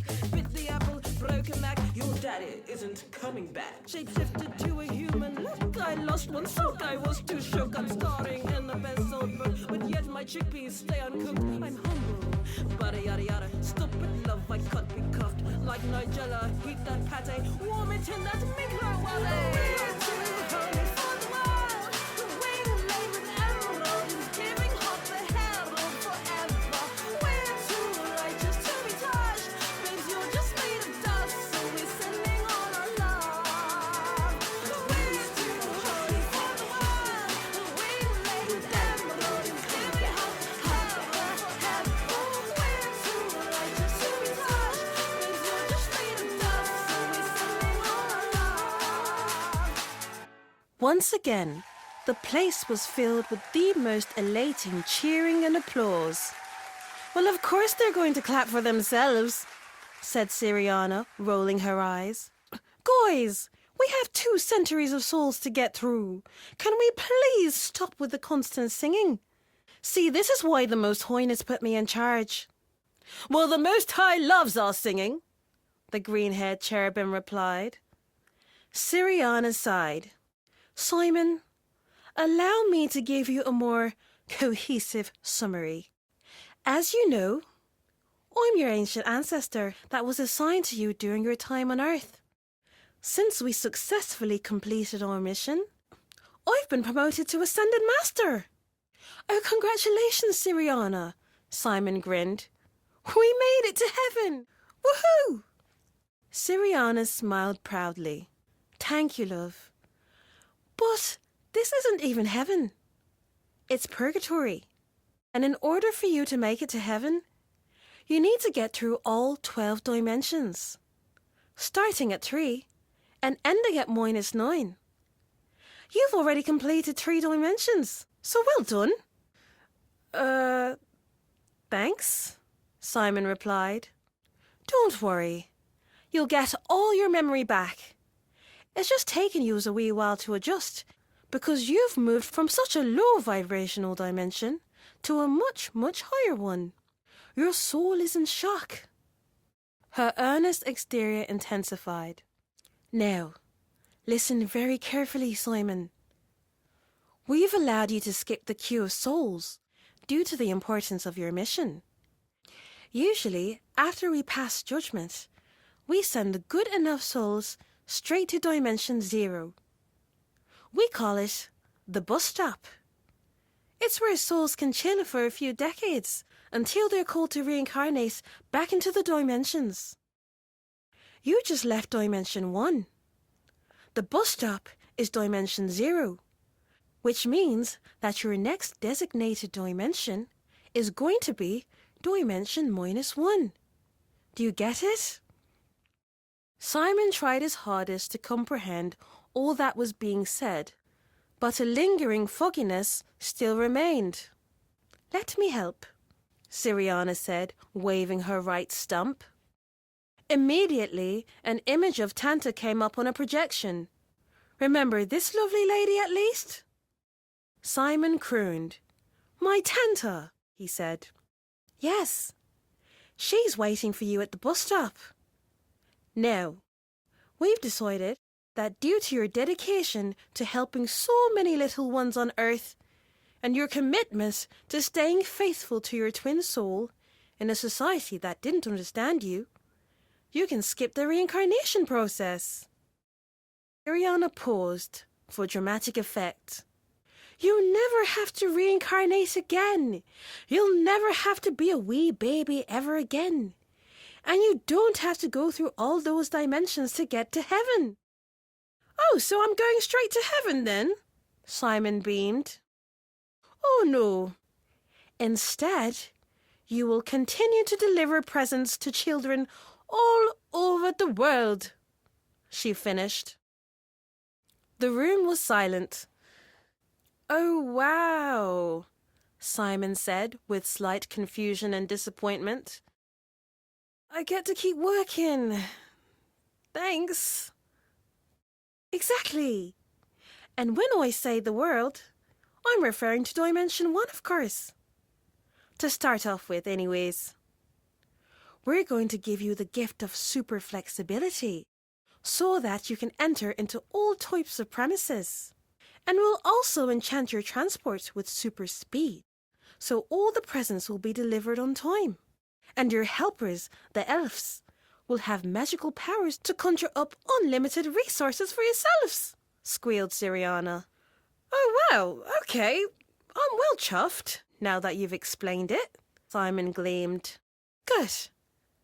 But there is one condition. You'll get free housing, free food, and free transport. The only thing I'm not allowed to provide you with is money, Siriyana disclosed. But your helpers will be able to make any gift that you, Tanta, and the children desire. Well, that sounds great, but surely we don't need money anymore, right? Simon questioned. Wrong. The bus stop looks exactly like a future version of Dimension 1 and runs on a similar ecosystem. People still work and have to pay for things. And the environment cleans itself. But there is still a conflict every now and again. In fact, I think two ladies were arguing over a designer dress the other day at the shop. And oh, the souls dress impeccably over there. So it's by far not a perfect dimension, 'cause it's not heaven, but it's way better than Earth. That's why we call it the bus stop. You can rest a little bit more than usual, but we can't let you get too comfortable, or your soul will never grow, and you'll never want to leave. So every now and again, you might just get a random cake thrown in your face, literally out of nowhere. Siriyana and the angels began to cackle. Right, Simon said, rubbing his head and trying to absorb all the information. Don't worry, you'll get the hang of everything. All you have to do is download the app. Siriyana tossed a mobile phone at Simon. Simon caught the strange device and inspected it. What is it? He asked. Oh, it hasn't been invented in D1 yet, has it? D4- are miles ahead as per usual. This is a cellular mobile phone device. Don't worry, Simon. As soon as we get to the bus stop, the mobile chip inside the cellular phone will activate and download all your memories from the clouds. Just stand underneath a cloud and tap the mobile phone on your third eye. You will automatically remember all your lifetimes and have an instant understanding on how to navigate life at the bus stop. Siriyana smiled. Ready to go? All of a sudden, Simon heard strange noises coming from what seemed to be the next room. It was a mixture of booing and peculiar animal noises. Simon was filled with terror. What are those noises? He asked. Oh, child, one of those rotten humanoids that was constantly giving everybody a hard time on Earth is currently being judged, answered one of the angels. Siriyana chuckled. The seraphim with the 4 beastly heads are greeting him with boos. They're sending him back to D1 to repeat the lesson again. He's going to be living hell on Earth next lifetime. Sorry to that man, the cherubim laughed. Simon noticed that their wings no longer emanated lights, but had now taken on a more feathery and matted look, with intricate details of different pastel shades on every strand. And slung across their shoulders and hips were harnesses which carried various types of weapons. Talking about sorry, Gabs, my sweets, I couldn't help but notice, lately, that the edges of your wings are declining. No shade, remarked the green-haired angel. Angel Gab's jaw dropped to the floor. No shade? Mac, you just threw the whole tree. Take several falls. I'm only trying to help. I mean, you noticed, didn't you? How good I look. Angel Mike said, posing in various positions. I just went to get a new wing installation and I am literally slaying. Angel Gabs rolled their eyes. Ooh, child. Well, you do you, honey. But I'm not into fakery. I'm all natural. Wing laid by the gods. All I need to do is apply a little touch of edge control. Edge control? Angel Mike let out a loud, booming laugh. You have to actually have edges to use such. Oh, by the way, Siriyana, can you please remind the Most Highness that I'm starting that new charity organization? Oh, really? Which one? Siriyana asked. It's called Save the Edges Foundation, Angel Mike answered, slowly turning his head towards Angel Gabs with a mischievous grin. Angel Gabs drew out their sword. How about you save yourself from being a side dish on a plate of chicken and waffles? Oh, please, Gabs. I taught you everything you know, smirked Angel Mike, carefully pulling out an extravagantly bedazzled sword from his back shoulder harness. Both your wings will be bald by the time I'm through with you. Okay, Simon, I think it's time to go, Siriyana yelped, waving her stumps. And just as the two angels' swords were about to clash, Simon and Siriyana disappeared.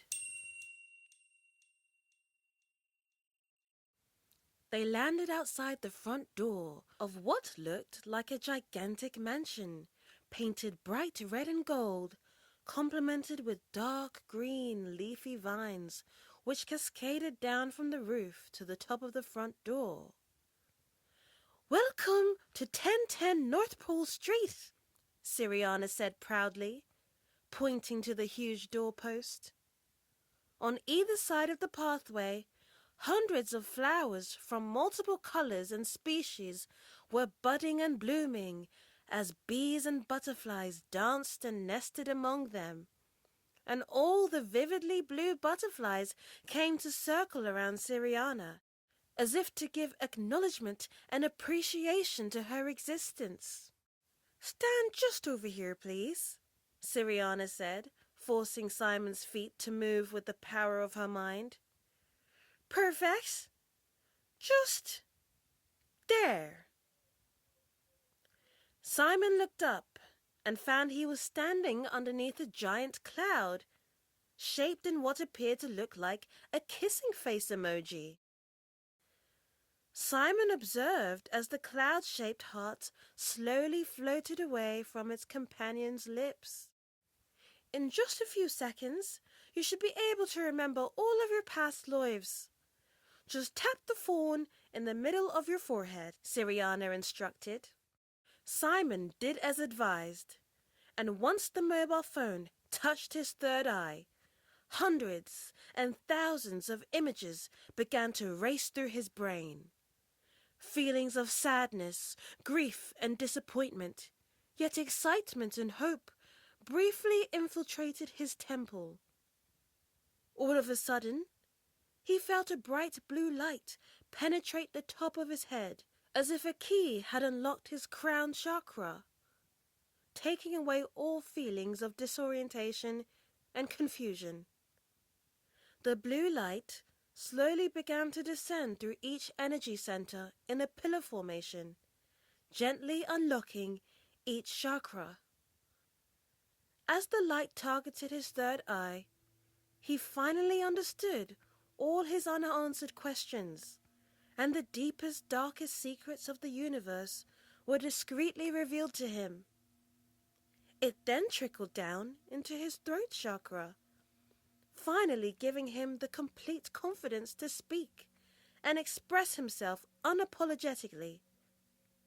The light then traveled down to his heart chakra, and all the rejection and disappointment from past lives quickly dissolved, now replaced with pure, unconditional love. Next targeted was his solar plexus, where his feelings of anxiety and depression were replaced by strength and steadfast self-belief.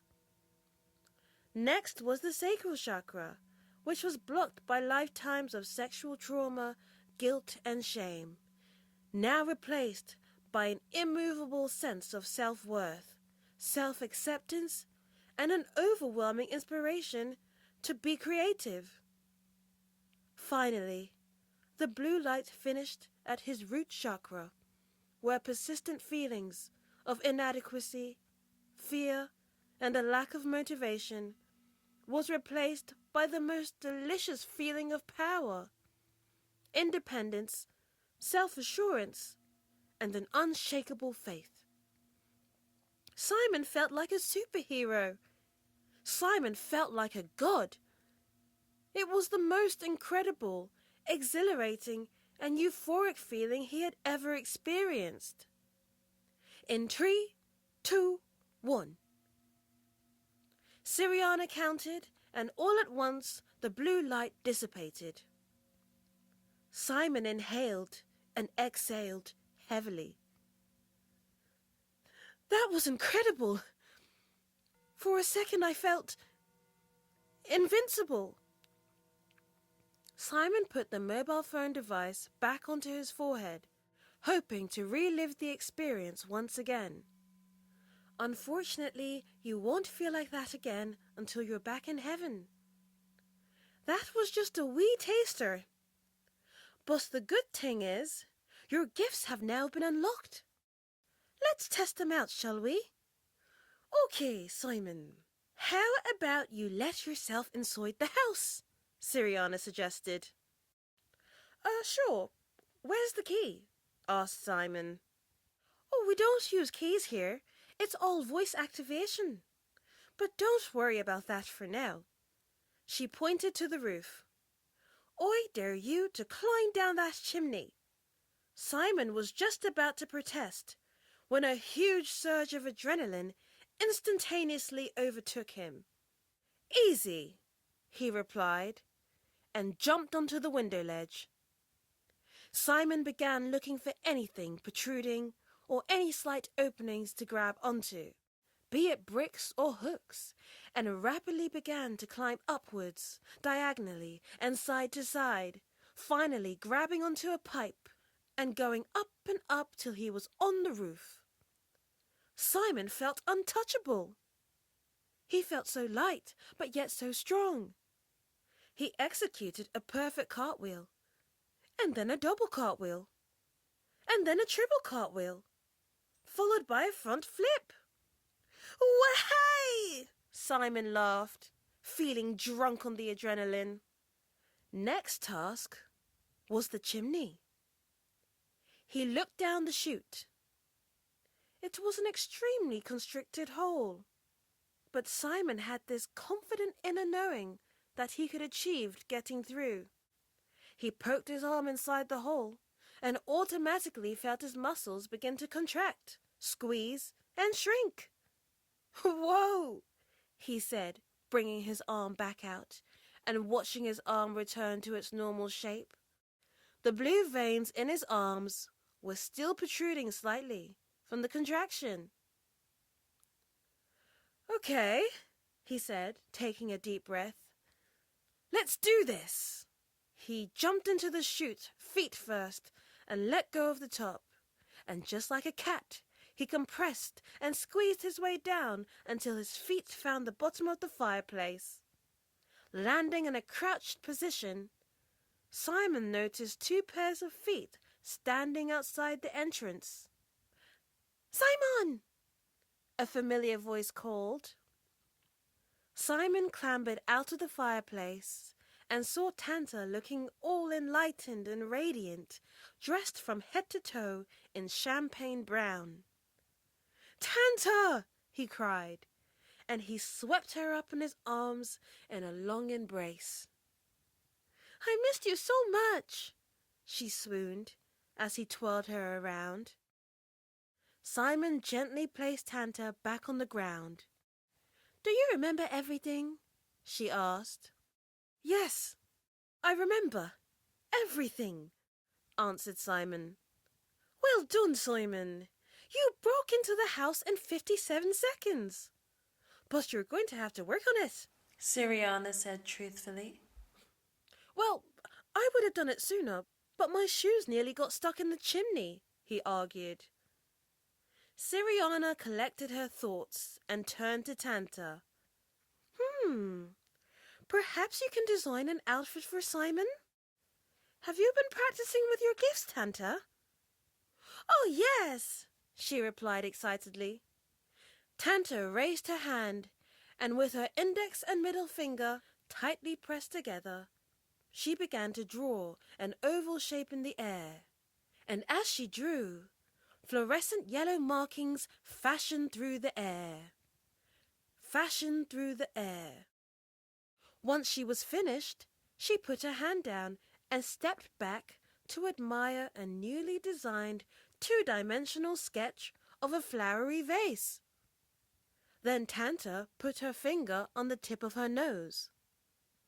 Luska nushka, she said, followed by a gentle blow in the air, and they watched as the two-dimensional vase fragmented into millions of molecular light ions, then rapidly reformed into a three-dimensional drawing of a vase, with the exact measurements in height, width, and length marked on all sides.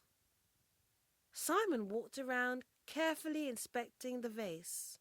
Nice, he said, attempting to touch the live drawing, but all he could do was grasp at the air.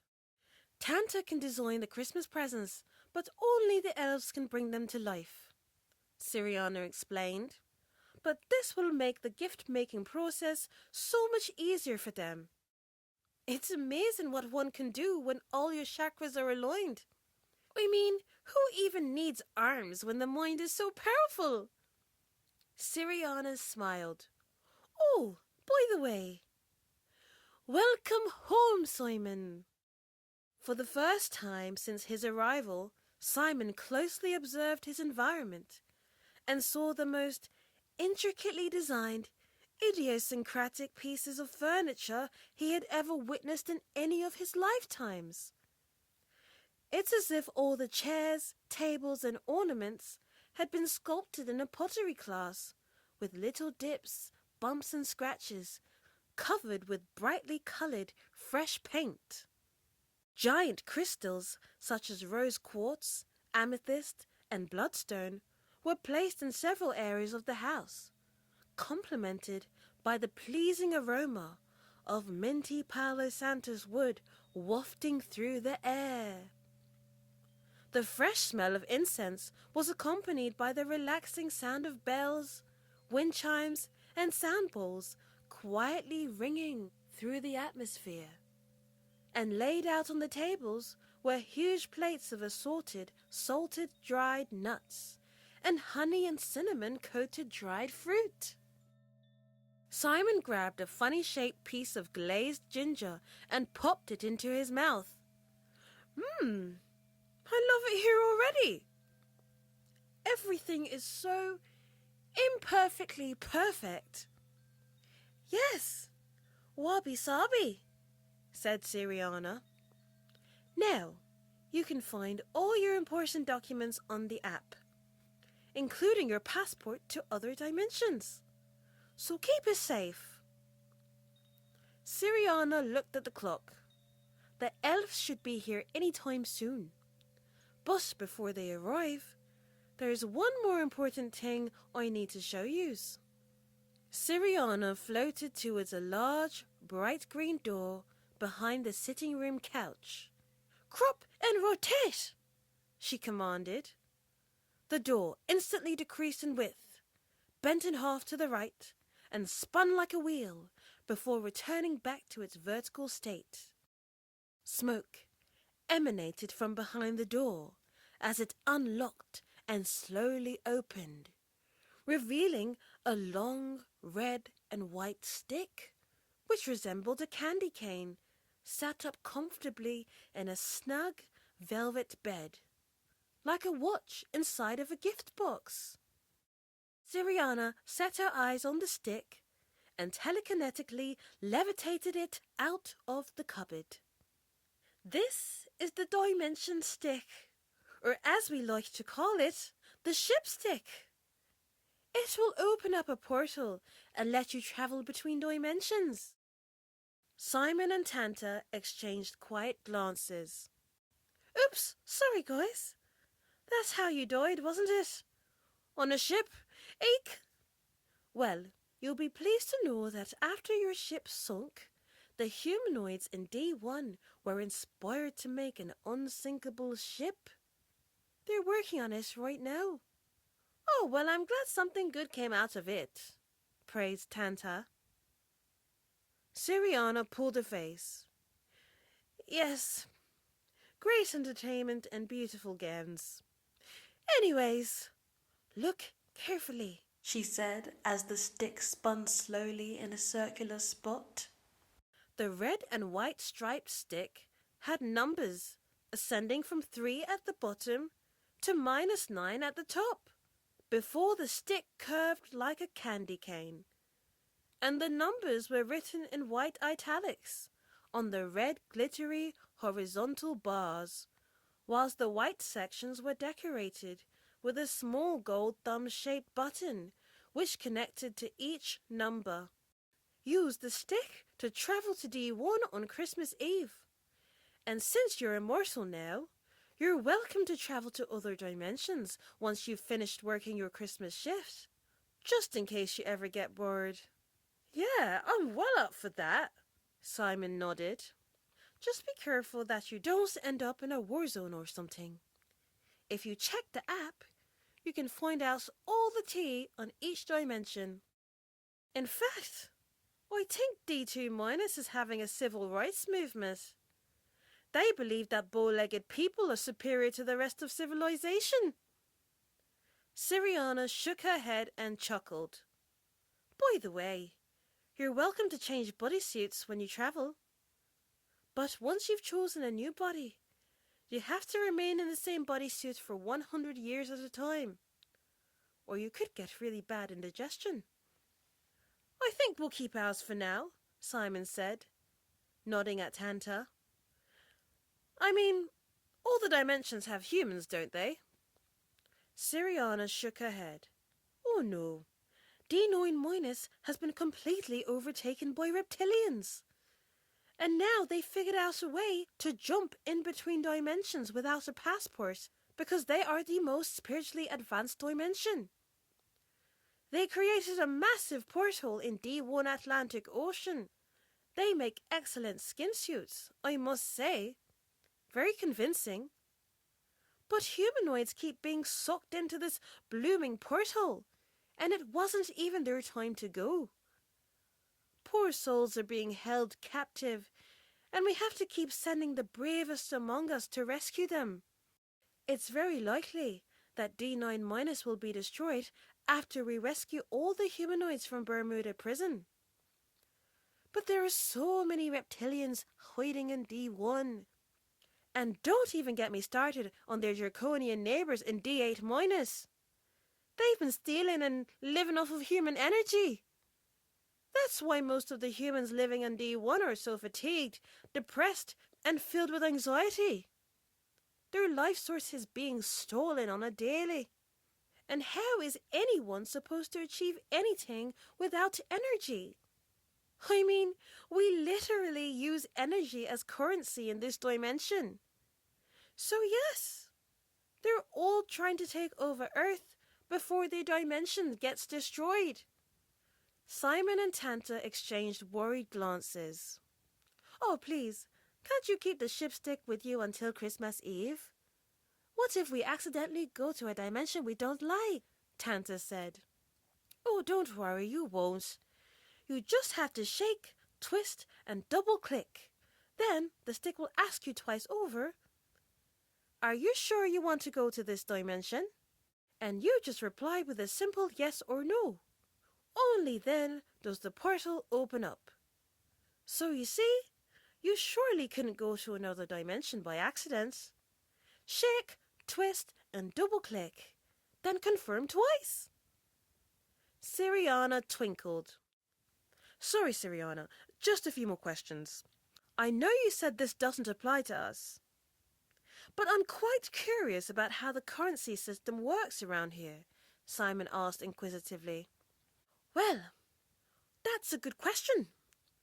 It's quite a fair system, really. Nobody has a boss or employer.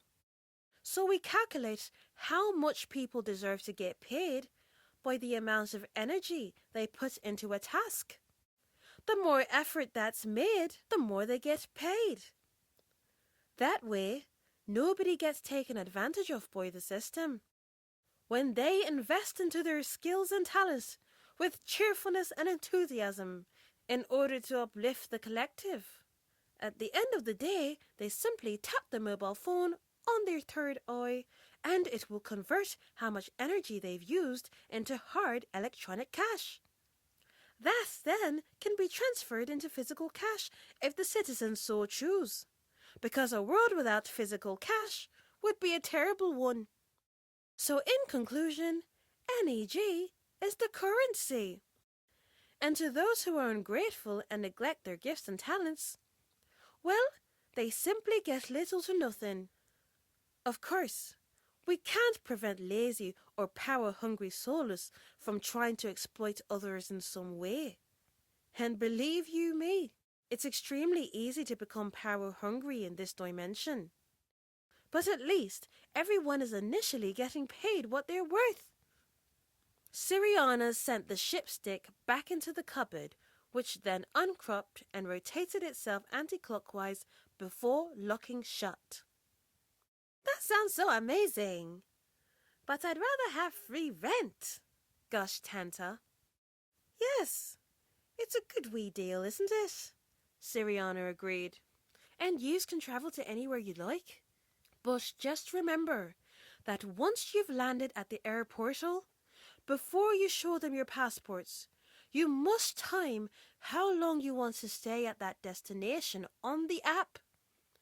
So on Christmas Eve, just set the timer to 24 hours, and once the timer rings, you will automatically be sent back here.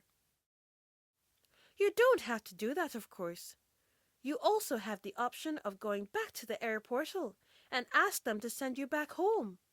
But I would suggest against that, supposing you lose your mobile phone and end up getting stuck in that dimension. Do you get it? Suddenly, they heard shouting and hollering coming from outside, and the sounds drew nearer and nearer. "Pizza storm! Get inside, get inside, get inside!" cried a voice. "Looks like the elves have arrived," said Siriyana. "Main door, open," she commanded. As the door slid open, a group of elves with cheese and gravy-stained raincoats quickly entered the house. "Hi, elves!" Siriyana greeted cheerily. "Oh, I didn't know we were doing pizza storms now." The elves looked extremely upset. "Neither did we. Thank God you made us those raincoats and shoe jackets, Two Brains. I would have been absolutely furious if gravy had gotten on my brand new crepes," said one of the elves, pointing to his trainers. They began to take off their greasy coverings to reveal a very casual yet lavish-looking attire. They were wearing tracksuits and hoodies, complemented with thick chains of steel, titanium, and various other metals around their necks, whilst their fingers were adorned with ginormous black obsidian and gold pirate crystals, matching their various piercings on their pointy ears. And the smell of extremely expensive mustard lightly filled the air, for that is an elf's natural scent. When they spoke, their teeth sparkled, as they were made of white diamonds and yellow gold, with one noticeably light blue tooth among them. Their necks, hands, and several other conspicuous parts of their bodies were covered in tattoos that resembled children's sketches from fairy tale stories. And these tattoos of ogres, fairies, and magical forests appeared to dance and come to life if one stared too long. Them pizza and cake storms are really starting to vex me, Siriyana. I'm gonna need to have a word with the Most High, one of the elves demanded. Calm your temper, elves. You know that circumstances in this dimension are affected by your attitude. Now, I'm in a rush, so... Simon and Tanta, these are the elves. Elves, this is Simon and Tanta. You will all be living and working together under one roof. The elves can supply you with raw materials of anything you ask for. You will have to make everything from scratch though, so you don't get too lazy, which means you can only conjure up raw materials. But you can still have anything you want. Apart from money, of course. The elves began to huff and mutter between themselves. Oh, and one more thing, Siriyana interjected. There is an enchantment spell that has been cast upon all the items and gifts already made, or soon to be made, across all timelines at the bus stop. That means if anyone tries to exchange one gift for another, or pawn it for money, it will automatically turn into dust. So you better be grateful.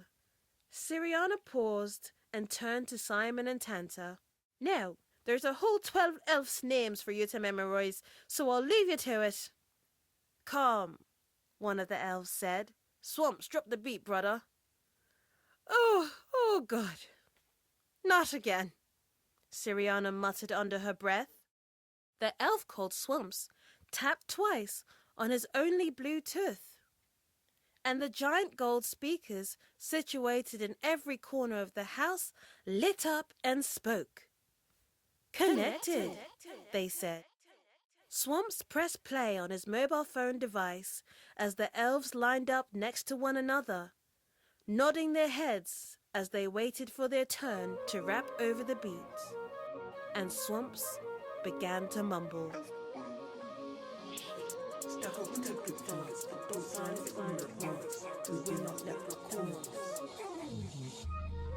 They call me cloudy and I'm always moving drowsy. If it's not too cold, I'll go where the wind allows me.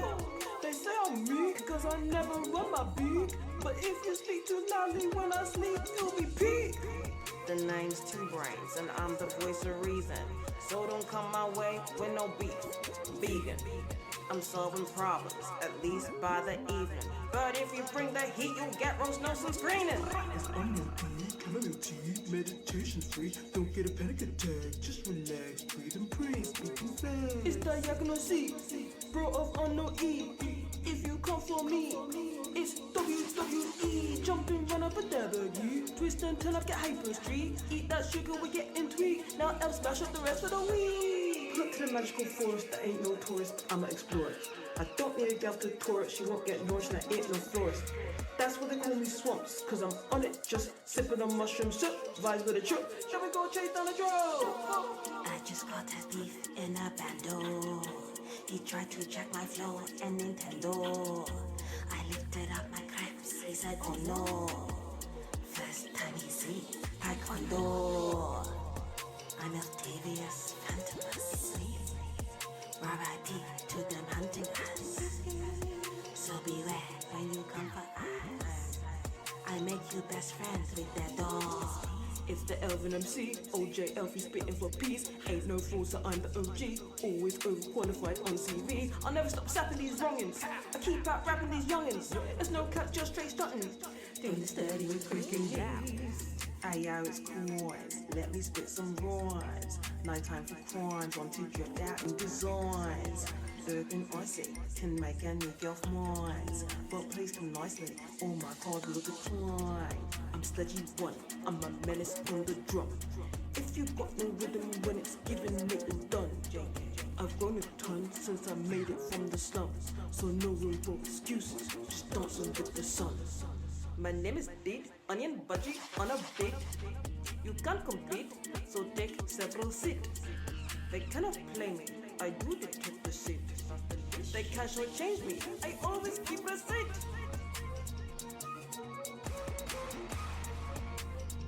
I always keep a seat.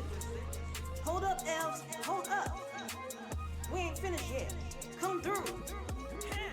Elf and them back again. Hide your mouth, save your friend. If you see me at your ends, you might pray to God that your soul transcends. Don't do it, don't do it, don't do it, don't do it. I'm in pain, here to explain. It's not worth it. Don't do it, don't do it, don't do it, don't do it, don't do it. I'm in pain, here to explain. It's not worth it. Don't do it. Woo! Woo! Tanta and Simon applauded. Woo! That was 12 out of 10. Like, wow! Just wow! And your diamond teeth! So dope. Simon turned to Tanta. Maybe you can help me make my teeth look like that for Christmas. Tanta rolled her eyes, whilst the elves fist bumped and gave each other nods of approval. I've never had brothers in any of my lifetimes, said Simon. I think we're all going to get on really well. Huh? What is that? Tanta squealed, pointing toward the open back door. A giant deer was galloping towards them, and it was galloping through the air. Simon quickly raced towards the back garden and slammed the door shut. There was a loud cry of pain as the deer smacked its nose against the clear glass pane and slid down onto the back pavement. My goodness, Simon, what on earth are you doing? Siriyana exclaimed, gliding towards the door. Open, she commanded. The door flung open, and Simon, Tanta, and the elves joined her to gather around the deer. This is literally your form of transportation, guys, scolded Siriyana. They're called reindeer. I'm so sorry, but the last time a deer galloped towards me like that, I was in a really dark place, mentally and emotionally. I got triggered all of a sudden. Simon frowned. Yes, that happens a lot here. That's exactly why we bring souls to the bus stop before we send them out to the next dimension. You literally need to heal from lifetimes of trauma. The reindeer started rubbing its head against Tanta's hand. Its nose has gone all red. It will heal itself. I know. I think I better ask the Most High if I can install an inbuilt censorship into the reindeer's antlers. That way, all doors and obstacles are automatically open and move out of the reindeer's way, making for a much easier travel. So there you go. Everything happens for a reason, and all is well that ends well. But please, guys, make sure you document this injury on the app, Siriyana instructed. I'm so sorry, big fellow, Simon addressed to the reindeer as it rose to its feet. The reindeer tilted its head towards Simon and began to lick his face. Simon giggled. Well, I think I'll take this reindeer for myself, said Elfinem, extending his hands to stroke the reindeer. But the reindeer's nose was tickled, due to the lingering soot that Simon had brought back from the chimney. And just as Elfinem's hands touched the reindeer's nose, it sneezed, splashing giant chunks of yellow and green snot all over him. The elves broke out into shrieks of laughter as the slimy snot slowly ran down Elfinem's face. Oh, so you ugly stupid, Elfinem said to the reindeer angrily. You rude AF. That's what I'm calling you. Rude AF. But his bright red nose is as big as a golf ball, added Elftavius Phantomus. So we call him Rudolph. The elves chortled and congratulated each other for their sense of creativity. The reindeer don't have names yet, do they, Siriyana? Cloudsy inquired. Siriyana shook her head. No, they don't. That was literally next on your to-do list. Name the reindeer. Oh, this is gonna be cold, Cloudsy said excitedly. Elves never cold, replied Swamps. The elves licked their lips and rubbed their palms together joyfully, ready to name and own their favorite reindeer. The garden was ginormous, with acres and acres of dark green grass, decorated with more unique-looking fruits, trees, and flowers. Lemon trees, mango trees, and coconut trees, as well as dozens of fern trees, stood proudly next to squares of beautiful golden sand pits. And in the middle of the garden was a long, winding red path leading up to a towering gold gate. On either side of the path stood statues of ogres, fairies, werewolves, and leprechauns, for these beings also resided at the bus stop. And some of the statues were carved into water fountains that flowed into a small lake where beautiful swans and ducks paddled. Several reindeer walked or flew around, eating the delicious fruit off of the trees and dancing and playing with one another. That one over there, the one that just dashed that brick over the fence. You see that? That one's mine. I'm calling him Dasher, raved Diagonal C. The other elves nodded with noises of approval. What about that one over there, prancing around the garden, moving bare sus? Swamp said, pointing to an extravagant-looking reindeer sassily making its way to the sandpit. Let's call him Zesty. The elves erupted into more laughter. No, Sledgy One interjected. Sledgy One was known to have this special talent for completely changing the vibe. He always had such a serious-looking demeanor, but was highly respected. He shall be called Prancer, and to that alone shall he answer, he finished quietly. The elves exchanged silent glances. Oh, very good, boss, agreed Teet.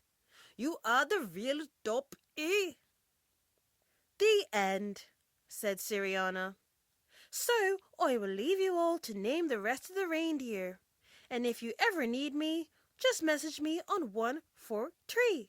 But guys, if I don't reply back as quickly as expected, please do not under any circumstances follow up the emergency message by texting me lots and lots of question marks. That is so annoying. Okay, bye. And with a wave of her stump, Siriyana disappeared. Chapter 6.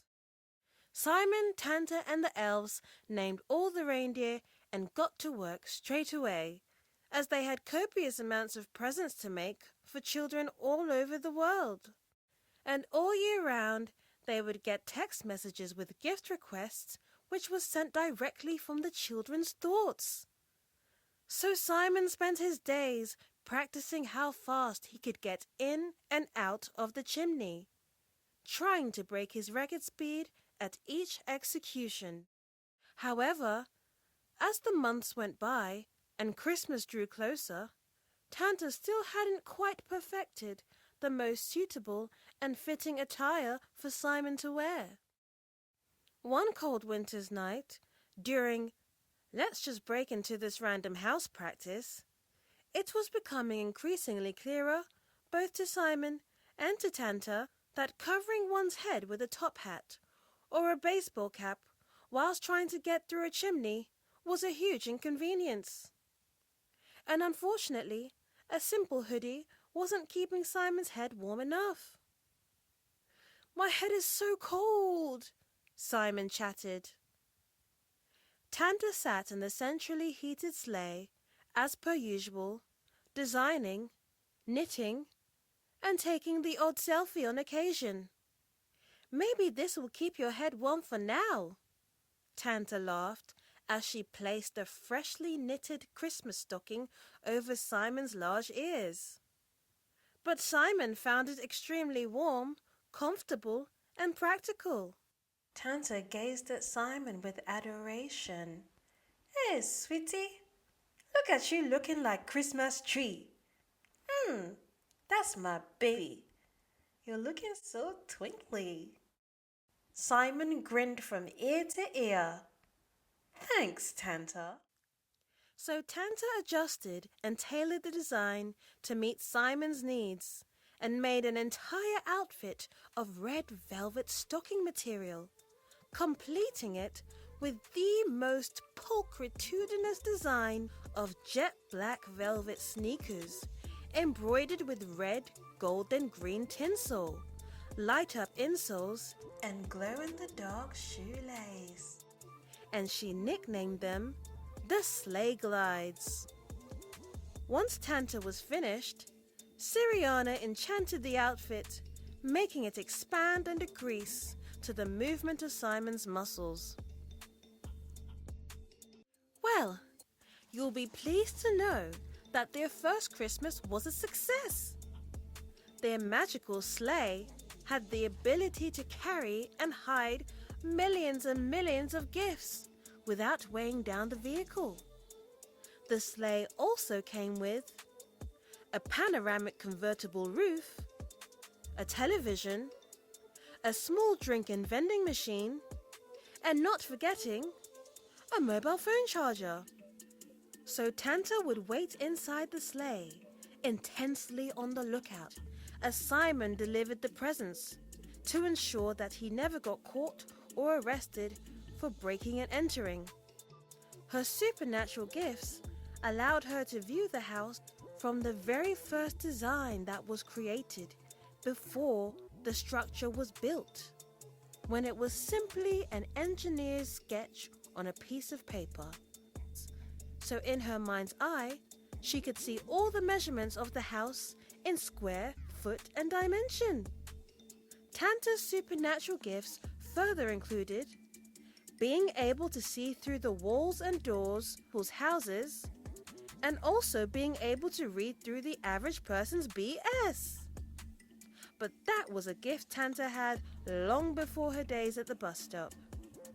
And so, with her house ray vision, Tanta would guide Simon by directly communicating to him through the earpiece she had sewn into his red velvet hat. So Simon knew exactly which rooms to avoid and which rooms he could enter. And as you can imagine, Simon and Tanta had the most enthralling stories about Simon's encounters with people's pets and other such impediments. However, they always managed to escape just in time. And thus, the legend of Santa officially spread throughout D1, with parents and children all over the globe desperately hoping that they could catch just a tiny glimpse of the man in red.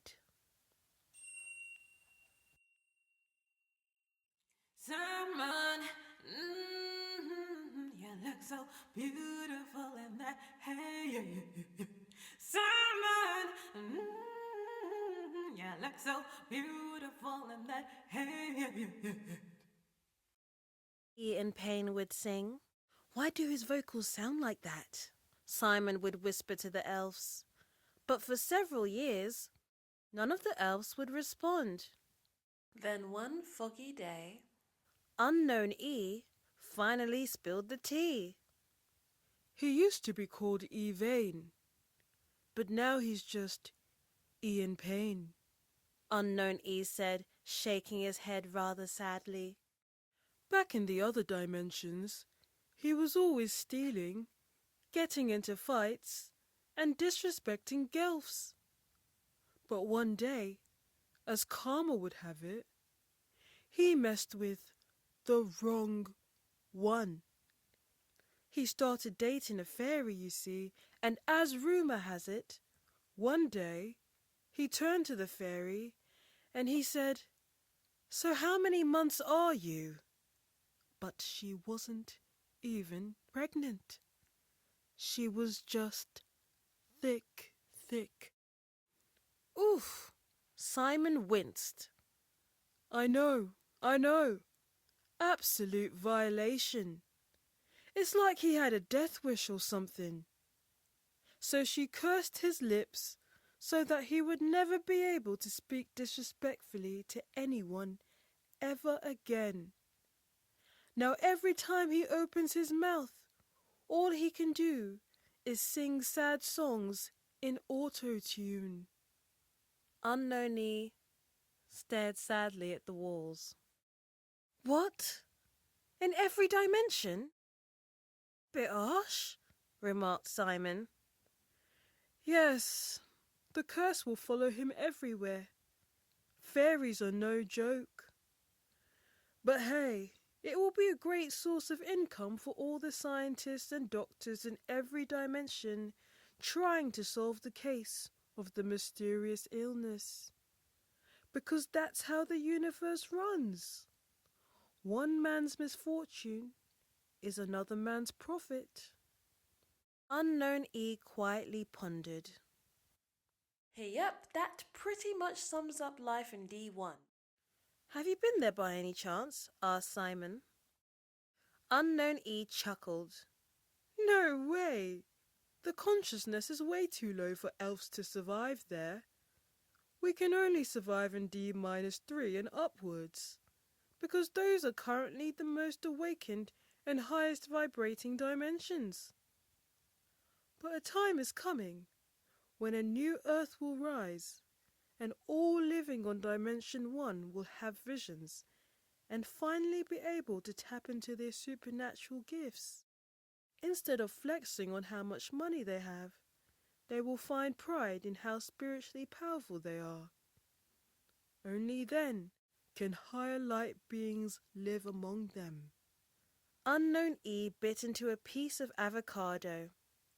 I must say, though, I've heard some pretty funny stories about how humans in D1 perceive elves to be like. They seem to think that we're these overly happy, creepishly clappy, two-dimensional brainless creatures. Like we're some waste elf or something. Quite insulting, really.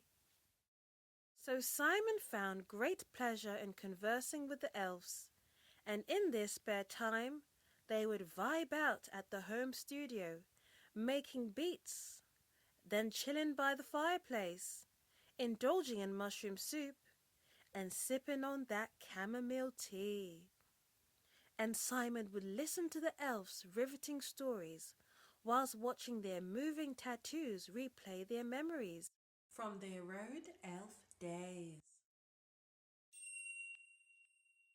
A couple of weeks before Christmas, coins turned to Simon. When are we going to get paid, Simon? Everybody else who works at the bus stop gets paid. But not everybody else can magically conjure up whatever they want, Simon retorted. Well, it's not good enough anymore. I want to take my gelf to the arcade, Teet burst out suddenly.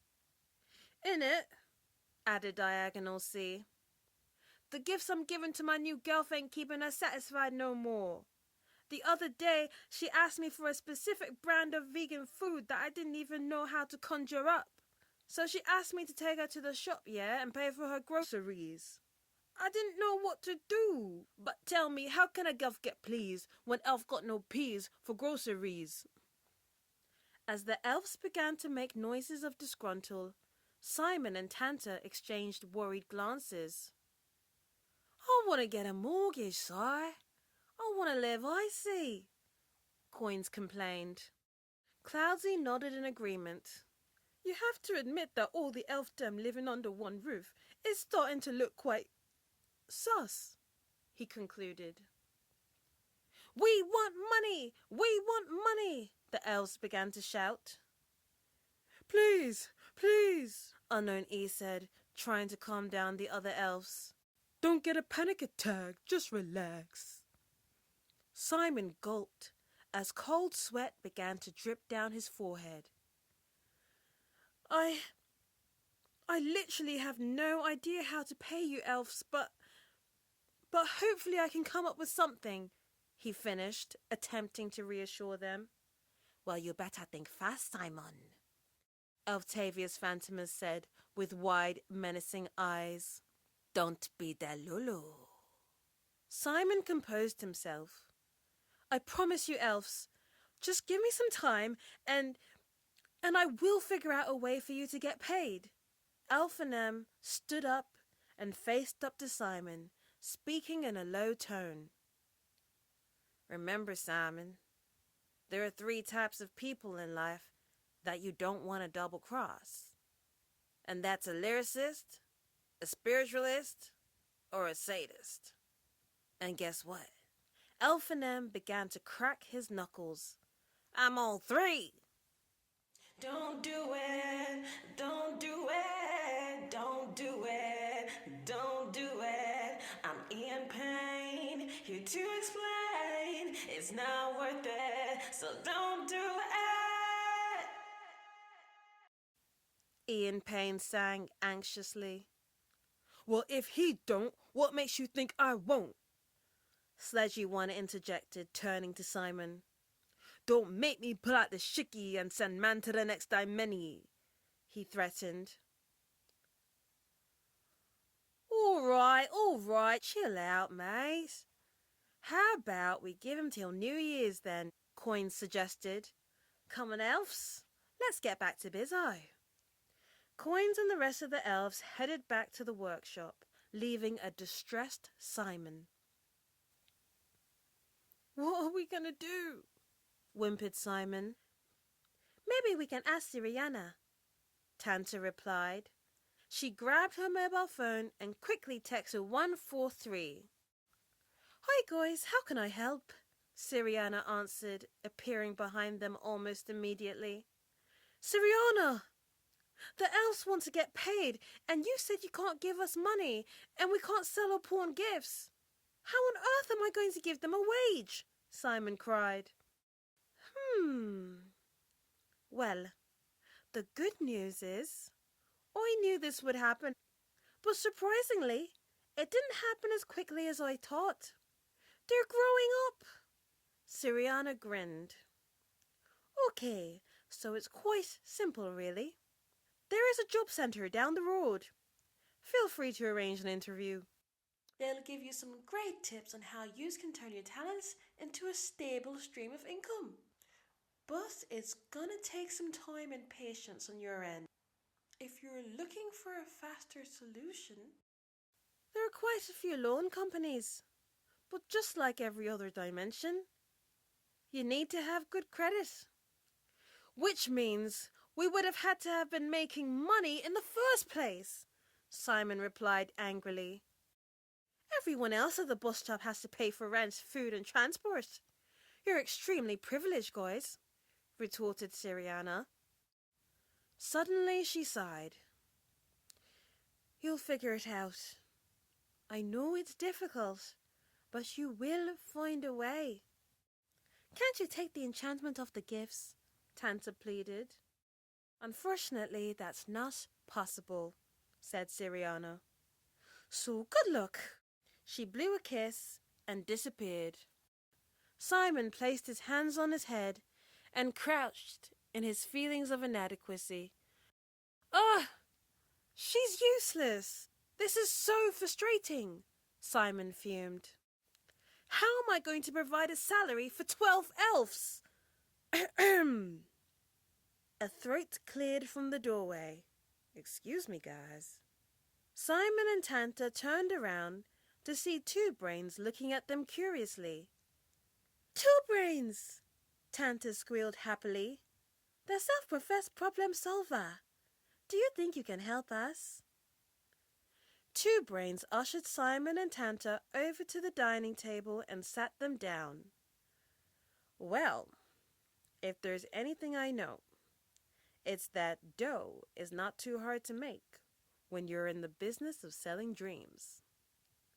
Find a solution to a problem, even if it's not the right solution. Or even better, a temporary solution. That will suffice. Because people are more attached to their pain than they are to truly becoming free.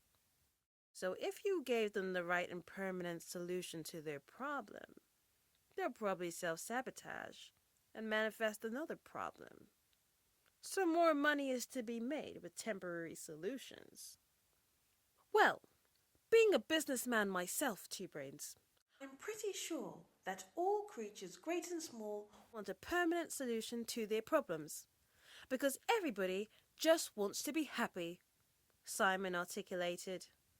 Oh, no, no, no, no, Simon, replied Two Brains. If that was the case, we wouldn't even be down here, bro. We would all be in heaven. Tanta looked confused. I'm not understanding you, Two Brains. We didn't ask to come here. Two Brains burst into laughter. Oh dear, oh dear, oh dear. You humans have a long way to go. Listen to me. The soul is constantly evolving and progressing. It can never stay stagnant. It needs conflict and excitement to grow. Does an eternity of peace and happiness sound like conflict and excitement to you? Tanta and Simon exchanged glances. We're here because paradise got boring, paradise got stagnant, and we started taking the Most High and the Most Highness for granted. When everything was going well up there, we would always end up causing some type of conflict. And the truth is, once we complete these 12 dimensions, we're going to go back to heaven for a few centuries, get utterly bored again, and asked to come back here. And the more difficult the tests we pass, the higher spiritual ranking we get. You think everyone at the bus stop has supernatural powers like us? No chance. We earn that. Fun fact, only about 2% of beings at the bus stop actually have these gifts. Plus, we don't have time to sit around playing harps all day. We're in a spiritual war. You know what I'm saying? We have other souls to help and guide, whether we're dead or alive. But of course, when we enter into these dimensions and we lose our memory, we cry and we complain and we say we can't do it anymore. But we literally asked to be here, bro. Wow. But how come you know all of this and we don't? Tanta said. Because I'm different. I'm an elf, and my soul is more advanced than yours. Remember when you told me you used to be a people pleaser? Two Brains said to Simon. Well, the reason why people pleasers always get chosen last is because the soul will always choose the path that challenges and excites them the most over comfort. So we'd rather choose harder lives, harder jobs, and difficult partners over lounging around in heaven all day. The combination of challenge and excitement makes a perfect situation for the soul to evolve. Although too much of one or the other could be potentially detrimental to one's well-being. Put it like this. Good fortune's exciting and bad luck's appalling, but a little bit of both and you're happily evolving. Simon smiled. Thank you, Two Brains. I just thought of the perfect idea. The next day, Simon sat behind his laptop, smiling proudly to himself, finally taking his hands off of the keyboard. Okay, I think it's ready now, he happily said to himself. After their conversation with Two Brains, Simon had thought of a brilliant way to generate a quick income. He quickly proofread his advert before posting it. And this is what he wrote. Do you have bad credit? Or are you having a hard time being approved for a loan due to your non-existent credit score? Don't fear. We are a new company that's willing to loan you up to 1 billion NEG. That's right, 1 billion NEG, with a monthly payback fee of only 0.000000002% interest. All you have to do is send a starting fee of 50 NEG, That's right, only 50 NEG. And you will automatically be eligible to receive payment to your bank account within 10 minutes. That's right, 9 plus 1 minutes. Terms and conditions may apply. Simon pushed away the deafening feeling of guilt, which were currently belting out of key from the depths of his soul. After all, he was living by the words of his D1 late father, Mr. Franson. God helps those who help themselves. And so Simon reasoned with himself. Maybe if I write a clause, I won't feel so bad. So Simon typed at the bottom of the ad with the smallest, most minute of fonts he could find. This is a lie. I will actually be keeping the 50 quid for myself and the elves, whilst you will receive nothing back in return. Really sorry about that. Man's got survival skills. And so he signed it, Sinterklaas, after his great ancestor, so he could hide his true identity. Click. Simon posted the advert up on Lifetree and sat and waited for the customers to reply. Chapter 7. It only took a couple of days before Simon began to receive copious amounts of cash in the post and large amounts of money pinged to his app. Then more money, and more money, and more money, and more money. It worked like magic. Two Brains was right. The business of selling dreams was a quick and easy way to become rich. Blimey, where did all this moolah come from? Coins asked excitedly, as he spread out bands of cash on the table. Oh, so now we live in the high life, Swamps cheerily declared. And there's even more in my bank account, boasted Simon. Two Brains, can you please count all the money together so we can distribute it evenly amongst ourselves? Yes, sir, Two Brains replied. The elves gathered around the table and began to dance and celebrate at the sight of so much cash. But as Two Brains counted the funds, they soon began to argue amongst themselves on who they felt deserved a bonus, based on their contributions. As the elves bickered, Tanta quietly made her way over to Simon. Where did all this money come from? She pressed. Simon was looking oh so fresh, in red jeans paired with white sleigh glides and a white hooded bomber jacket.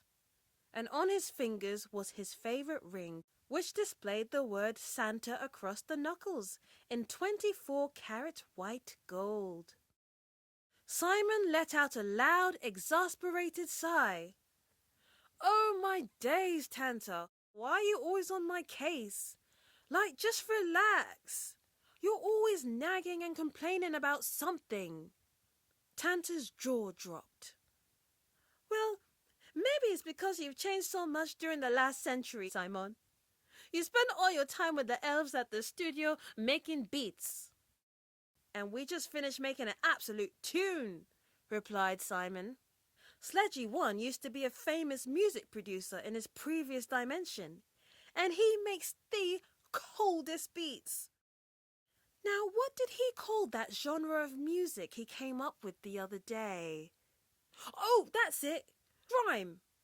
We made a grime track. And let me tell you, Tanta, the bass was insane. It released the beast within me. Listen to this. Simon cleared his throat, placed his hoodie on top of his head, and began to move his hands. Dressed in red, the pledge credibility. Stuck in a shoot, the photo booth brings smoke, no chimney. Got breathed up, so I G'd up. Know that I'm blessed. Achoo! Get sneezed up. Watch out, don't cry. Slace was gonna be stopping by. Watch out, don't cry. Fill up the stocks I got, just make the bills, but whoa.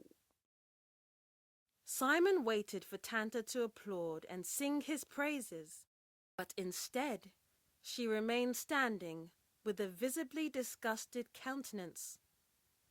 Why are you talking like that, eh? Everybody is a rapper now. And this is the reason why you don't have time for me? I do so much around this house and nobody even says thank you. I mean, do you even like me anymore, Simon? Simon felt boiling, venomous anger welling up inside of him. Well, what do you expect, Tanta? I'm literally stuck with you for eternity. Tanta stood in shock. Why are you being so cantankerous? I'm not being cantankerous. You're being cantankerous, Simon argued back. No, Simon. You are the one who is being cantankerous. And also, you are very stupid, she finished. Stupid? Bit harsh, Simon replied angrily. So rude. Don't use that language on me again. Hot tears began to roll down Tanta's cheeks. Okay. Sorry for calling you stupid. And with those words, she darted out of the room. Tanta! Tanta! Old J. Elfie called. Are you okay, chicken? Old J. Elfie opened the master bedroom door to see Tanta crumpled up on the floor, weeping. Oh, no, no, no, don't cry, he said, coming to comfort her. It's over between me and Simon, Tanta sobbed. No, don't say that. I knew something was wrong. I couldn't help but notice that you and Simon were having a little disagreement, but you can work through this. Old J. Elfie leaned on the wall. You see, Tanta, men are like fairies. They can't exist in a world that doesn't believe in them. So sometimes they might need some time to get away, a place where they can escape, so they can feel like a champion again. Tanta looked up with tear-stained cheeks. So you mean I'm supposed to just put up with all this foolishness? She cried. Oh, no, no, no, not at all. Old J. Elfie looked around the room. Tanta, could you please help me move that chair over there? He asked politely. I should have probably changed to a much younger bodysuit when I got here, but I figured I wouldn't have to do as much work. Tanta laughed through her tears and finally managed a little motivation to get up. Tanta shed a few more tears and finally managed a little motivation to get up. They walked over to a large round golden marble chair and stood on either side. You push this way and I'll push that way, he instructed. So they pushed and pushed, but the large cumbersome chair just would not move. It's too heavy, Tanta said, falling on the round golden chair. She was tired of crying. She was tired of being unappreciated. And now she was tired of trying to move this silly chair. Ask Simon or one of the elves to help you. Old J. Elfie sat beside Tanta. Yes, very interesting observation, he said slowly, chewing on a non-existent piece of gum. You see, Tanta, just as the man is physically stronger than the woman is spiritually stronger than the man. Simon has taken a bit of a fall, and it seems that he's giving in to his shadow side. But the light is still within him. Don't give up on him just yet. He will find his way back. I promise. The Almighty will deal with him. But you must always speak to him with respect, okay? That's your other half. So please be patient. And how long am I supposed to be patient for, Old J? He seems to be getting worse and worse day by day, Tanta exclaimed. Don't worry, I'll have a word with him. You just keep being your fabulous self. It's time that you stop spreading yourself so thin for everyone and just take some time for you. Now just rest, child. Okay? All will be well. Allow yourself to rest. Old J. Elfie put his arms around Tanta and gave her a long fatherly hug. And Tanta wept and wept from lifetimes of pain, disappointment, and rejection. Chapter 8. It was the eve of Christmas Eve, and the elves were in good spirits, polishing the finishing touches on the gifts and wrapping and loading them into the sleigh. As everyone prepared for the big day, Simon made his way to the garden to ensure that each reindeer was well fed for the long journey ahead. He had become extremely fond of the reindeer, especially the one they had named Rudolph. Suddenly, two of the reindeers galloped headfirst into Rudolph, throwing the large creature backwards into a thorny bush. Following thereafter, the reindeer, which the elves named Dancer, step-ball changed towards Rudolph and completed a perfect double pirouette spin, thus spraying dirt all over Rudolph's lovely fur. The reindeers made laughing and mocking sounds as they galloped away. "Oi, stop it!" Simon exclaimed, rushing over to Rudolph. "That's not very nice." Simon had no idea why the other reindeer treated Rudolph so roughly and so poorly on a daily basis. Sure, he looked slightly different from the other reindeer ever since the accident, but Rudolph's red nose suited him just fine.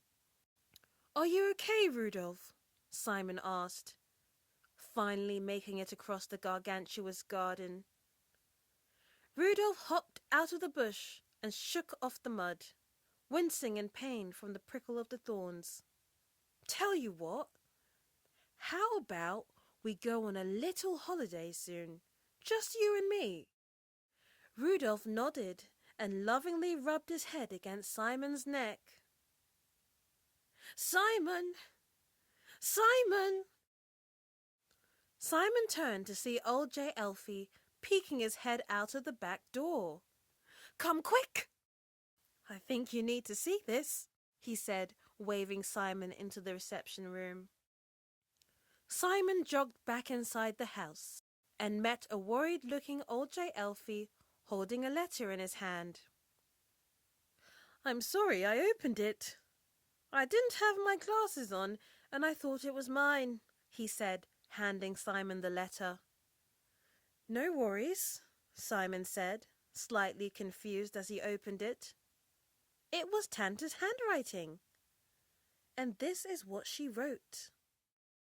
"Dear Simon, I was deeply hurt by our conversation the other day, and I feel our time together has come to an end. I'm a fine babe, but you are taking my love for granted, and now every day has become not so perfect day. Unfortunately, I will not be delivering presents with you this year. I wish you the best of luck. Tanta. P.S. I know what you did. Remember what your father used to say? God helps those who help themselves.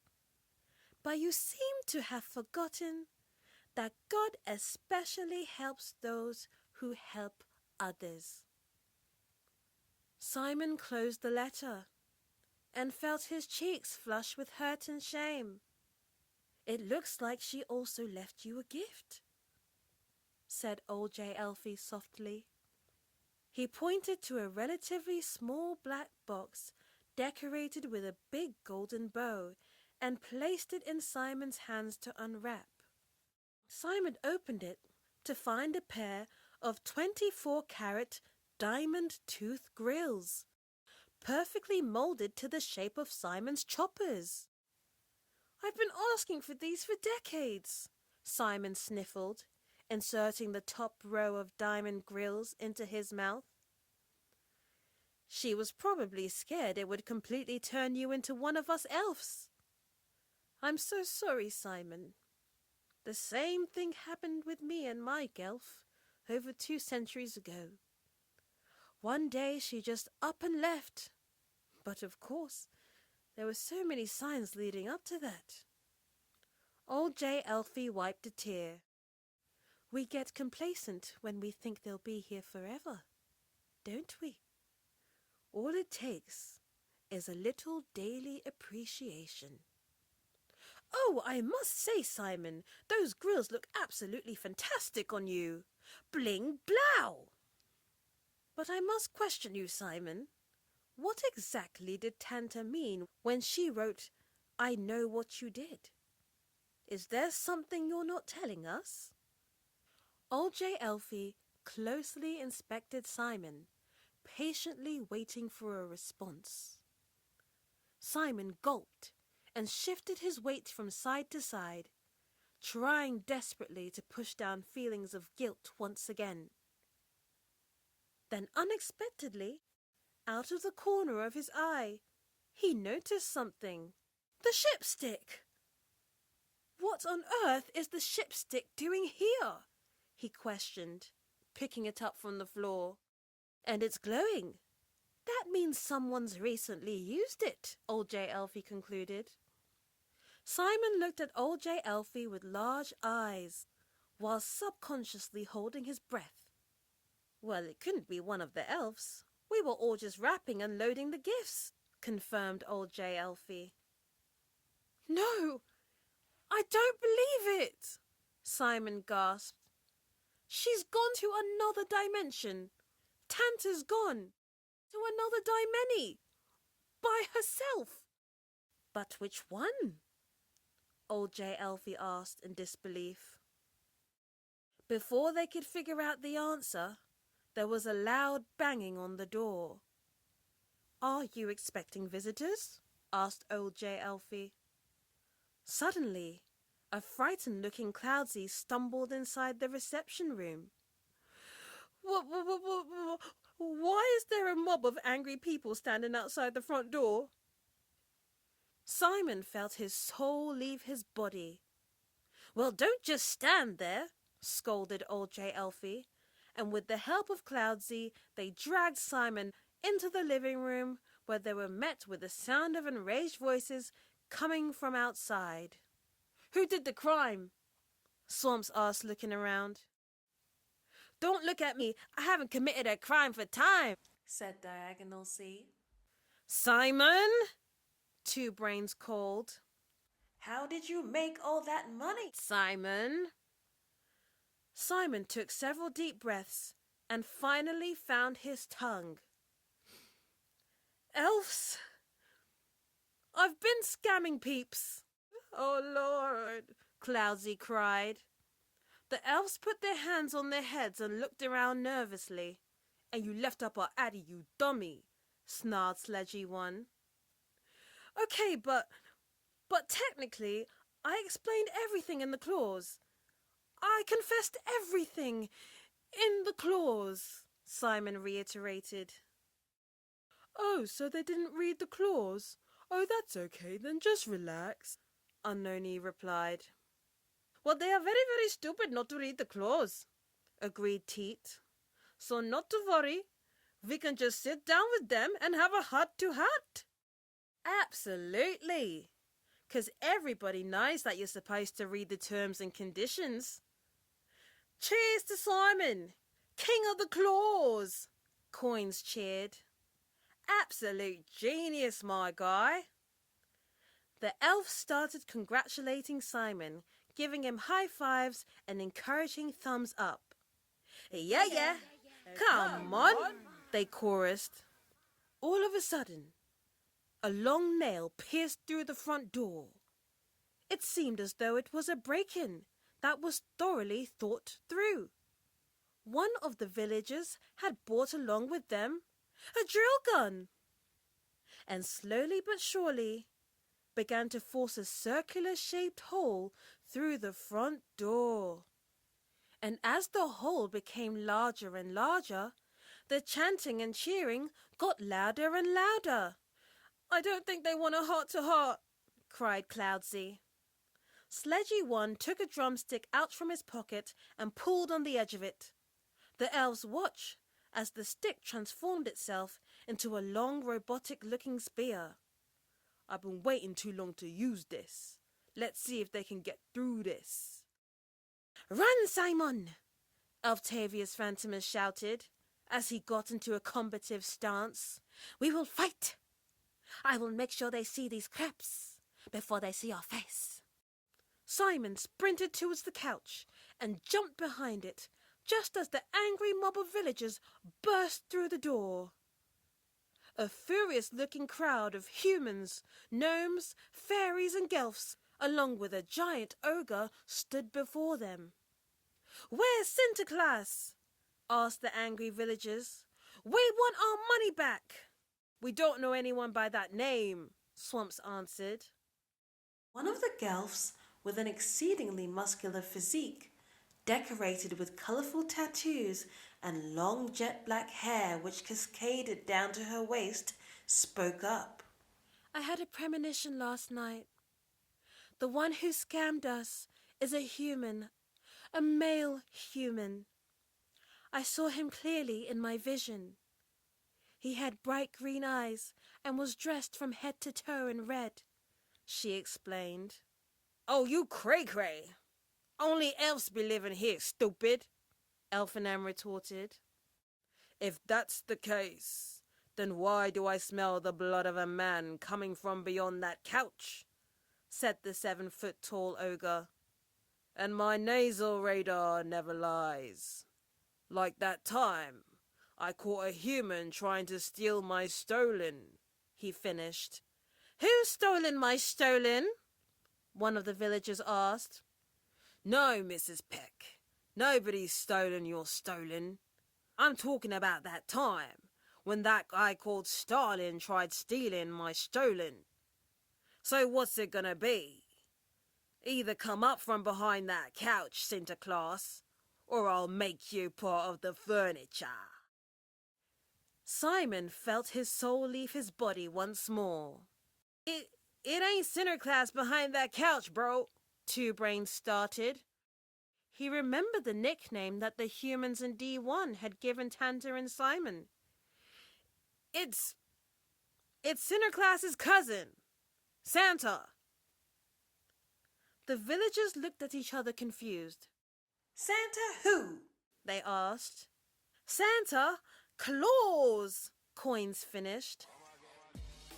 Suddenly, a frantic Simon leaped up from behind the couch, just as Elfenem drop-kicked the villager with the drill gun. Simon quickly picked up the shipstick and legged it towards the back door, while Sledgy One and Octavius Phantomus fought off the ogre. "Open!" he commanded the door, dashing through the snowy garden and activating the shipstick. Shake, twist, and double-click is what he did. "Are you sure you want to go to D4-? Simon looked behind him and saw the female villager with the long black hair and rippling muscles charging towards him. "Yes, I'm sure!" he shouted at the stick. "Rudolph!" Simon called. "Rudolph!" Rudolph galloped through the air and descended downwards to pick Simon up by its teeth. "But are you really certain?" said the shipstick. "Perhaps consider reading a brief breakdown of current life in D4-. Now, are you really sure?" the shipstick asked again.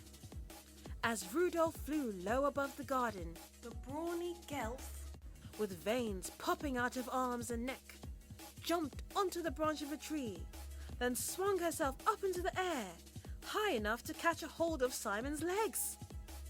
"Gotcha!" she said. "Hiya, Rudolph!" Simon screamed as he felt the weight of the female villager dragging him downwards. As Rudolph increased his speed, Simon's shirt slowly began to rip from its teeth. "Yes, Shipstick, yes!" Simon screamed. "Please, take us to D4 minus!" Suddenly, a huge gaping purple hole emerged from the stick, swallowing them up in an instant, and with a flash of a light, they were gone.